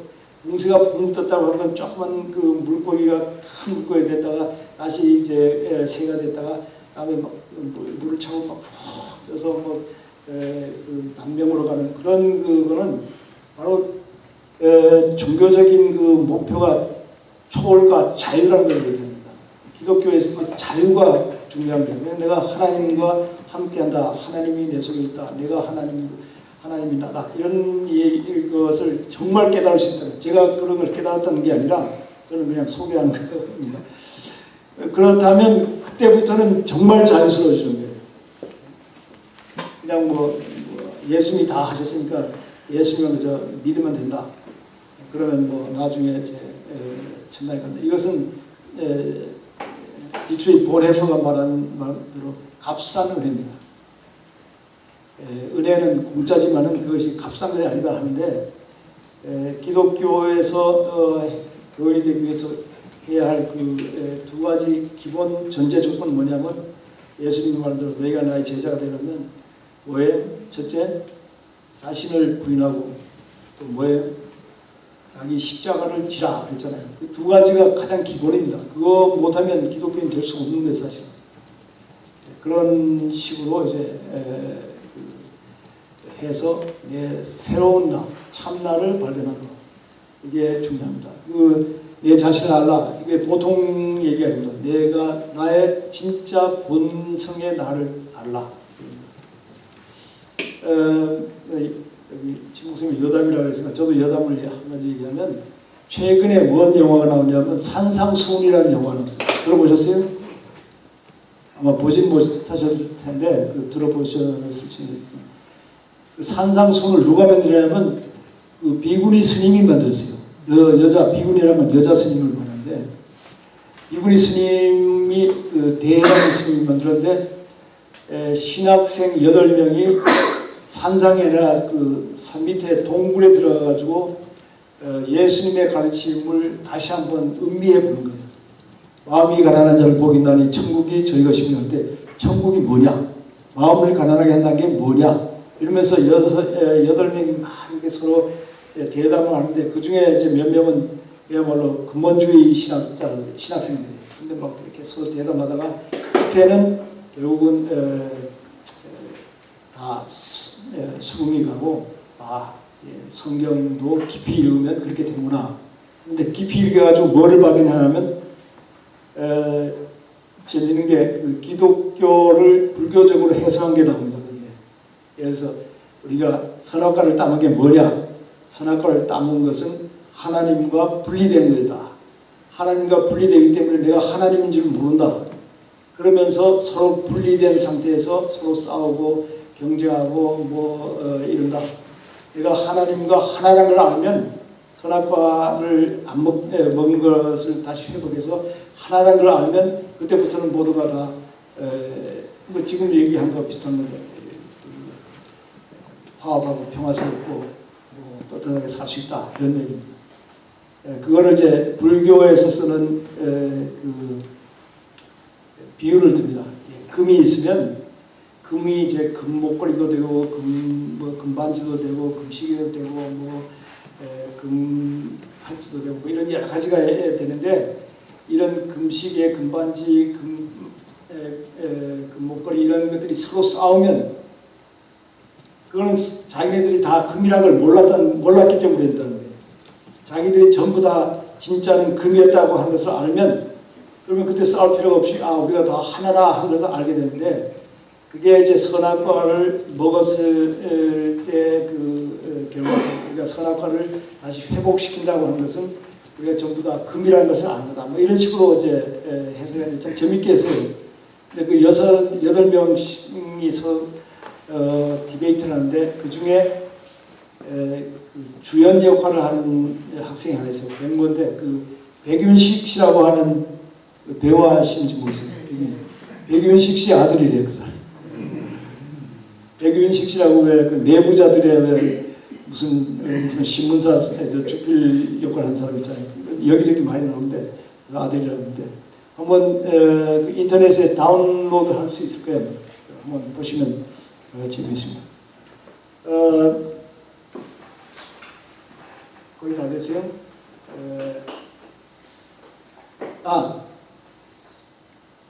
다음에 8절 한번 빨리빨리 하고 끝냅시다.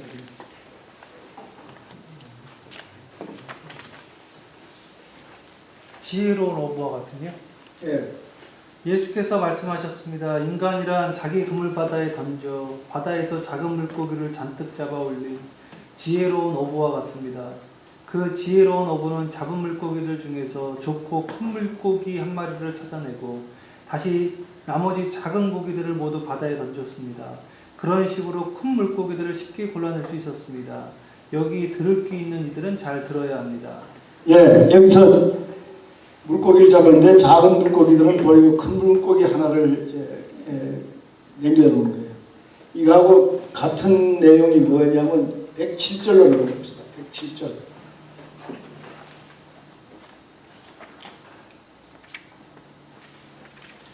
아주 107절은 아주 재미있는 얘기입니다. 예수께서 말씀하셨습니다. 그 나라는 양 100마리를 가지고 있는 목자와 같습니다. 무리 중 제일 큰 한 마리가 길을 잃었습니다. 목자는 99마리 양을 놓아두고 그 한 마리를 찾으러 나가 그것을 찾았습니다. 이런 어려움을 겪은 다음 그는 그 양에게 말했습니다. 나는 99마리보다 너를 더 귀히 여긴다고. 이거 성경에서 나오는 얘기죠, 그죠? 양을 이제 99마리 양을 두고 이제 길 잃은 한 마리 양을 찾아서 이제 목자가 가는 거예요. 근데 성경에는 그 한 마리 양이 불쌍한 양입니다. 불쌍. 자기 앞길도 모르고 헤매다가 이제 자기 우리도 찾지 못하고 돌아다니는데 목자가 찾아가서 이제 찾아내는 그런 불쌍한 한 마리입니다. 그런데 이 도마복음에서 보면 이 99마리 양보다 그 잃어버린 한 마리 양이 어떻게 해요? 무리 중 제일 큰 한 마리가, 아까 물고기 중에 제일 큰 물고기, 그래서 양 중에 제일 큰 양이 이제 우리를 떠났어요. 그러니까 예수님인지 뭐 하여튼 저기 목자가 그 한 마리를 찾아가 가지고 그 한 마리를 붙들고 뭐라 그래요? 나는 99마리보다 너를 더 귀하게 여긴다. 이 한 마리는 99마리보다 못한 게 아니고 99마리보다 어때요? 더 훌륭한 한 마리예요. 예수님은 99마리 보통 사람보다 정말 그 열린 마음으로다가 진리의 말씀을 들을 수 있는 그런 사람을 더 귀히 여긴다 이런 뜻입니다. 이거는 성경하고 아주 다르잖아요, 그죠? 성경에는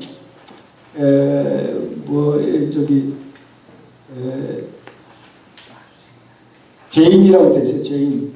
그래가지고 이런 양 한 마리가 회개해야 할 죄인이라고 누가 보면 그렇게 못 받고 있는데 여기 도마복음은 그 자기 99마리의 그 평범한 세계관에서 그대로 만족을 못 느끼는 사람, 못 느끼는 그 양, 특출한 양.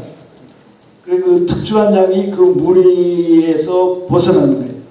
아까 집을 떠나는 거와 마찬가지예요. 집을 떠나서 그 인습적인 세계관, 모든 사람이 다 원하는 그런 가치관을 벗어나서 그 무리를 떠나는 그런 양으로 대표됩니다. 이게 얼마나 정말 중요한 얘기죠. 그러니까 이하고 비슷한 얘기가 어디에 나와요? 그 비슷한 얘기가 갈매기의 꿈이라는 그 소설 아시죠? 간단한 몇 페이지 안 되는 갈매기 꿈. 그 리차드 마크라고 하는 그 공군 비행사 출신이 그걸 쓰는데 갈매기들 중에 많은 갈매기들은 그저 어선 뒤에 따라다니면서 그 버리는 어선 찌꺼기나 주워 먹는데 이 조나단 시건이라는 그 갈매기는 거기에 만족하지 못한 거예요. 그래서 그 무리에서 떠나가지고 계속 갈매기로서 할 수 있는 그 한계를 벗어나 초극하려고 막 많은 연습을 합니다. 그러다 어느 순간 그야말로 이 돌파구를 찾는 브레이크트루를 찾는 거예요. 브레이크트루를 찾아가지고 너무 기뻐가지고 자기 친구들한테 그걸 얘기하면 친구들이 좋아할 줄 알았는데 어떻게 해요? 친구 그 브라더를 후대에서 쫓겨나는 거예요. 쫓겨나면서 슬퍼하는데 슬퍼하는 이유가 뭐 자기가 쫓겨나서 슬퍼하는 게 아니라 이런 그런 경지가 있다고 하는 사실을 모르는 그 나머지 친구들, 나머지 그 브라더들이 너무 불쌍하게 여겨져 가지고 혼자 그 무리를 떠납니다. 이게 99마리 중 한 마리, 99마리 아니라 그 한 마리가 바로 이 조나단 시걸 같은 그런 존재입니다. 이거는 그야말로 또 여담이 또 나오는데 이 조나단 시걸이 그 무리에서 떠나가지고 나중에 스승을 찾는데 스승 중에 한 사람이 누군지 아세요? 장자의 장자. 장자 얘기가 나중에 나옵니다. 장자란 게 뭐 이렇게 아까 말했던 자유와 초월을 얘기했잖아요. 그런데 이제 한 가지만 13절 한번 다시.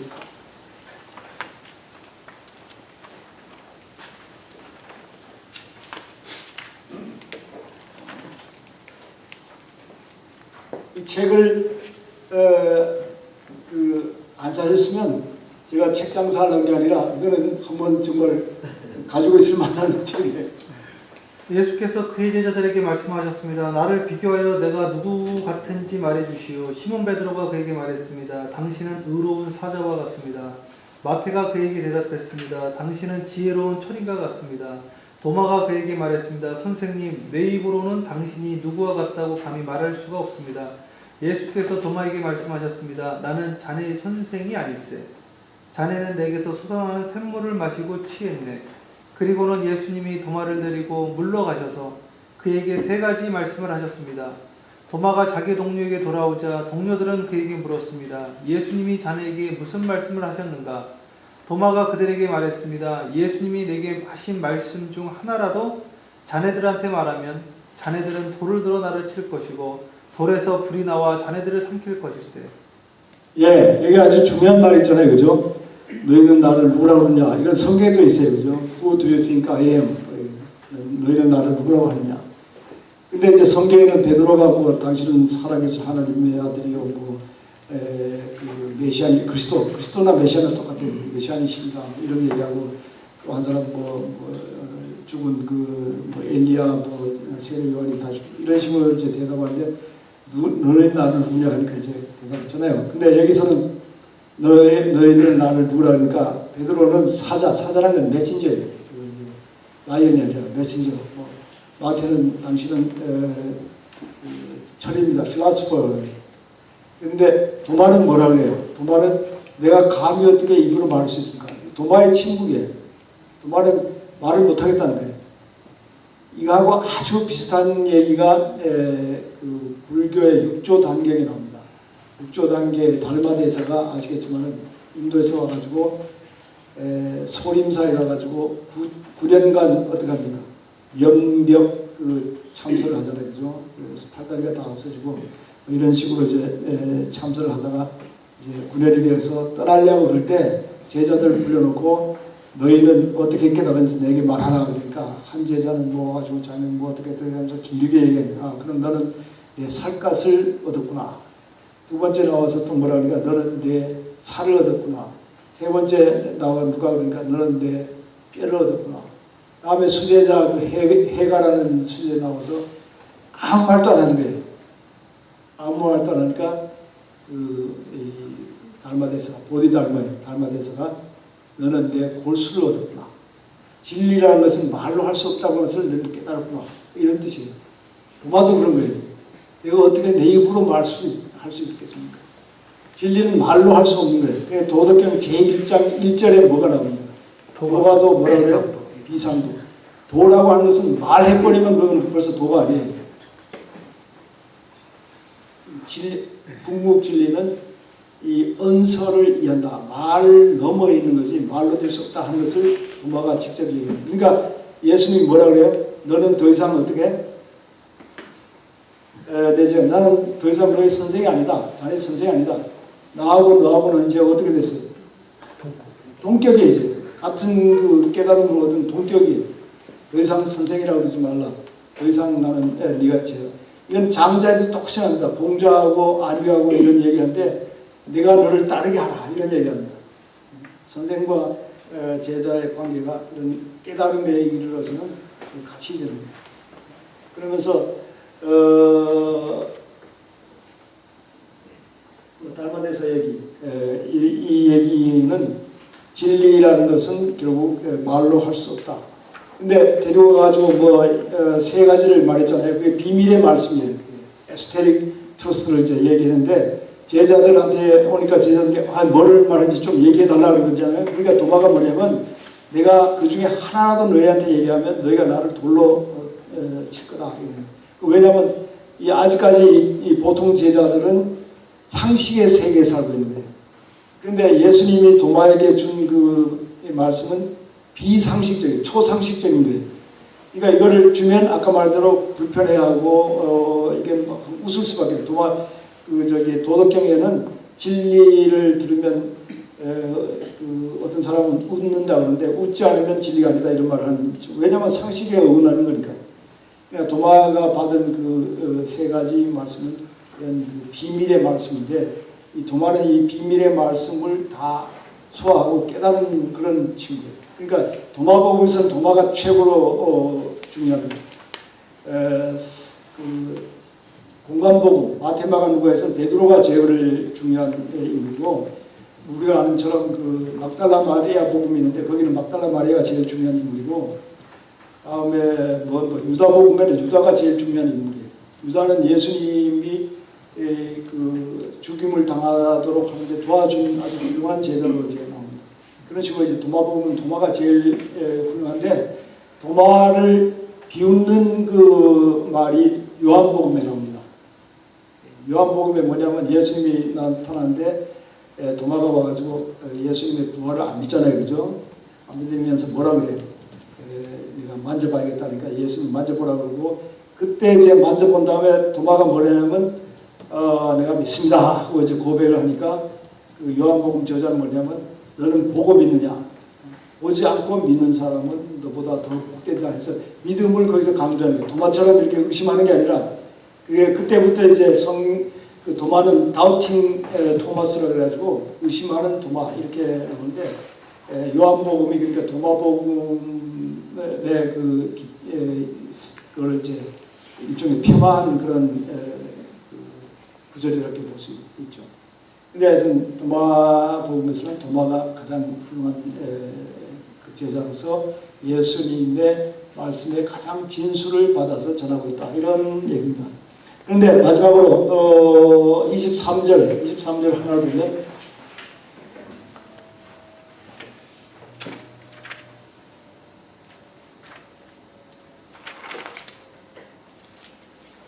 이거요? 예. 예수께서 말씀하셨습니다. 나는 여러분을 택하려는데 1000명 중에서 1명, 10,000명 중에서 2명입니다. 그들이 모두 홀로 설 것입니다. 예, 여기서 시큰 얘기하시다가 뭐냐면 예수님의 이야기를 이해할 수 있는 사람은 1000명 중에 1명, 10,000명 중에 2명이라는 거예요. 1000명 중에 1명이면 10,000명 중에 10명이 되는데 2명이라고 하니까 좀 이상하긴 하지만 하여튼 이렇게 그 에소테릭 트루스, 그 비밀의 말씀을 이해할 수 있는 사람이 그때 당시는 1000명 중에 1명, 10,000명 중에 2명밖에 없었어요. 네, 그러나 이제 시대가 달라진 거예요. 요엘서에 말세가 되면 모든 너희 노인들은 뭐를 하고 젊은이들은 뭘 하고 하는 그 시대가 바뀐 그 상황을 얘기하는데 지금 시대가 그런 거예요. 옛날에는 이런 그 진리의 말씀을 들을 수 있는 기회가 거의 없었습니다.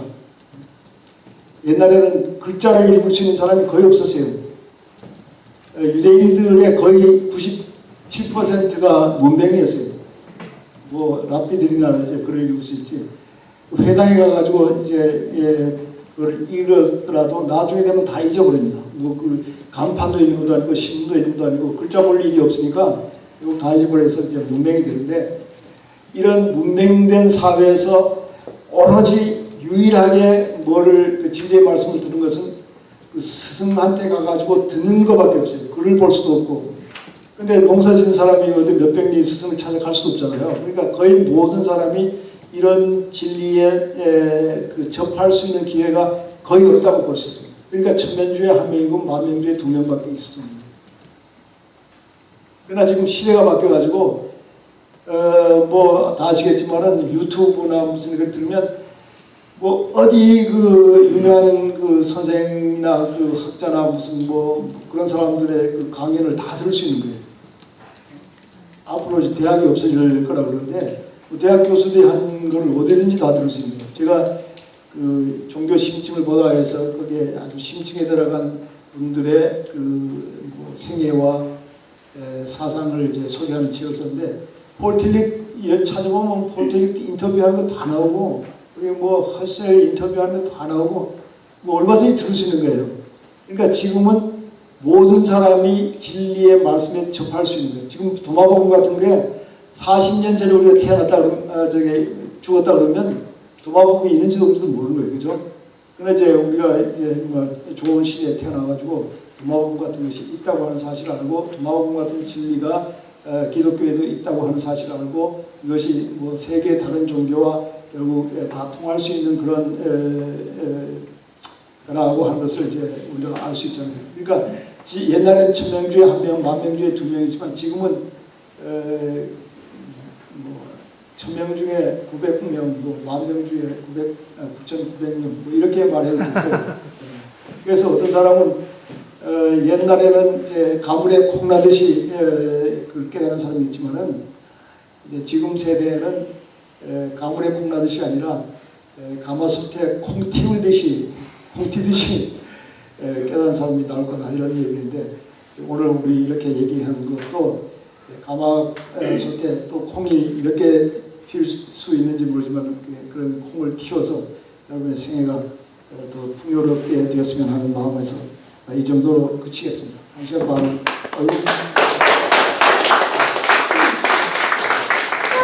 1시간 반이 휘떡지 않았네요. 여쭤봐도 됩니까? 질문 있으신 분 선생님께서. 예. 여쭤봐도 됩니까? 예. 그러니까 목사님은 도마복음이 성경을 믿으시는 거죠?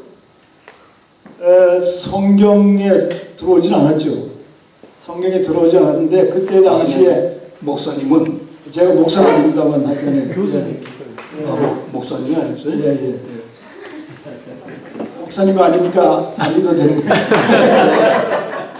그러니까 이 도마복음에 의하면 예. 예수는 없다라는 결론이 나오니까 아니죠. 도마복음에 나온 그 제목이 또 다른 예수입니다. 공간복음에 나오던 그런 예수님과 아주 다른 모습의 예수님이 이제 나타난다.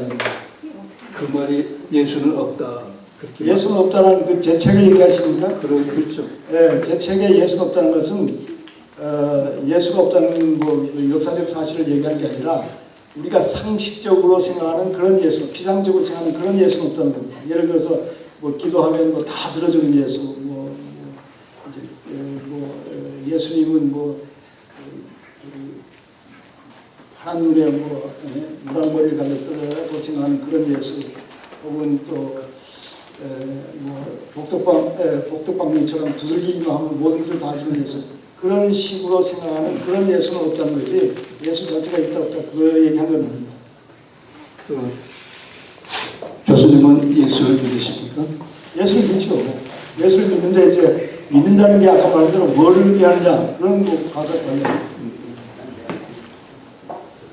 나는 선생님 그 책을 예수가 없다라고 다시 읽어보시면 그 제목이 너무 이제 그러니까 나는 오해들을 하시는데 참고로 우리 선생님 하고 나오셔서 한번 보고 저기 네. 그런데 저기 혼자서 자꾸 질문하시면 아니 괜찮습니다. 괜찮은데 그리고 그 예수는 없다는 책을 지금 이기대 목사님 얘기하시는데 예수를 없다는 책을 읽은 사람이 예수는 없다는 책 때문에 그 뭐 반박한다고 나온 책이 뭐 한 5권 되는 모양이에요. 저는 안 읽었지만은 근데 그 중에 하나가 예수는 있다는 책을 쓴 사람이 있어요. 근데 그 2권을 다 읽은 사람이 그 어디 쓴 게 아주 기가 막힌 게 있더라고요. 그 뭐라 그랬냐면 예수는 없다는 책을 읽으니까 예수를 믿을 마음이 막 생기는데 예수는 있다 하는 책을 읽으니까 그러니 예수한테 정내미가 떨어진다.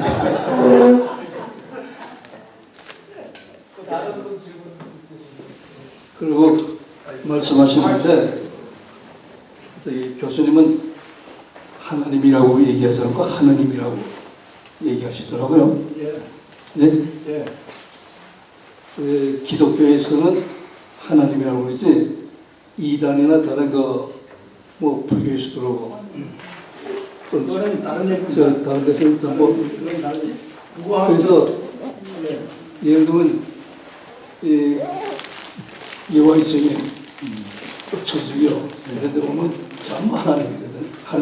하느님이라고 합니다. 그러니까 말 자체로 가지고 우리는 하나님을 안 믿는다. 이런 그 은혜 중에 그거는 뭐 근본적인 문제가 아니고 우리말 사전에 보면은 하나님이 있고 하느님이 있어요. 하나님은 하느님도 있고.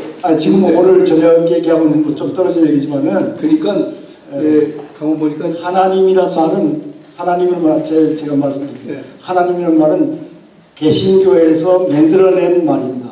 그걸 쓰지만은 본래 한국에서 내려오는 신의 이름은 하늘림이에요. 하늘림에서 릴이 빠집니다. 그래서 하늘림. 왜냐면 아들님 할 때 아드님 그러잖아요. 딸님 할 때도 따님 하듯이 릴이 빠지고. 그렇게 하늘림 할 때 그렇게 됐는데 그게 이제 우리는 선생님 국어 사전에 보면은 성경에서 말하는 그 신을 하나님이라고 한다. 부르세요. 그 부른 아까 우리 교수님 말씀하신 대로 그 도가도 비상도 다음에 명가명 비상명이라고 선생님 혼자 계세요? 수십 명 있는데 혼자서 많이 왜 오늘 좋은 강의 듣고 왜 이렇게 명가명 비상명이라는 말이 나옵니다. 이름은 중요하지 않아요. 질문하는 건 오케이. 이름은 중요하지 않아요. 괜찮습니다. 한마디만 더 하겠습니다. 착각하시는데 개신교에서도 1950년대까지 하느님이라고 썼습니다. 지금 멀쩡히 찾아오고 계시더라고요. 기독교는 로마 복음에서요. 종교가 아니라는 얘기를 질문하십니다. 예, 예. 기회를 주시죠. 네. 도마복음이 그 2, 3세기에 쓰여진 건데 예. 사실 그 내용을 오늘 말씀해 주신 걸 들어보니까는 뭐 들리저가 이야기했던 탄용토와 제용토와 그다음에 또 에리다가 이야기했던 그 모든 문자는 그 자체로보다는 그 해석하는 사람의 그 권위고 권력 의지다. 뭐 이런 여러 가지 그 니체가 이야기했던 문 밖에서 사유해라든지 그런 내용들이 다 도마복음에 꼭 포함이 된 걸로 봐서는 그 당시에 철학적 전통이 상당히 높은 수준에 있었고 그것들을 현대 철학자들이 다시 소화하는 것에 불과하다라고 그 생각을 하시는. 예. 사상적으로 뭐 아시겠지만은 화이트헤드 같은 사람은 뭡니까? 플라톤 서양 철학사는 결국 플라톤의 뭐 주석에 불과하다 뭐 이런 얘기를 하듯이 그때 당시에 그런 이 영적인 사유라는 것은 우리가 지금 더 이상 깨닫는 방법은 여러 가지 있겠지만은 그때 사유 방식은 피크에 올라가 있습니다. 오히려 그 바티칸 공의회에서 어떻게 성경을 갖다가 어떤 그 신앙적인 그 가치관 갖다 고정시켜 버린 것이 그 여러 가지 아리우스파나 네스토리우스나 아니면 그노시스라든지 가스펠이라든지 이런 여러 가지 그 좋은 철학적 전통을 갖다가 그 당시에 이렇게 끊어버린 것 같은 그런 그 느낌. 그렇죠. 그러니까 아까 일레인 페이저스 제가 말씀드린 건지 모르지만은 도마복음이 기독교에서 배제되지 않았으면 기독교와 불교 간의 대화라고 구태여 새로 얘기할 필요가 없다는 거예요. 서로가 통할 수 있는 그런 건데 불행하게도 도마복음 전통이 이제 기독교에서 이제 배제돼서 지금 기독교와 불교가 이렇게 큰 차이가 있는 것처럼 보여진다 이렇게. 감사합니다. 예, 오늘 고맙습니다. 참고로 아까 그 처음 질문하신 분에게 우리 평화사당 회원이 아님을 또 오늘 평화사당 두 번째 질문자가 평화사당 회원이고 이게 다시 한번 우리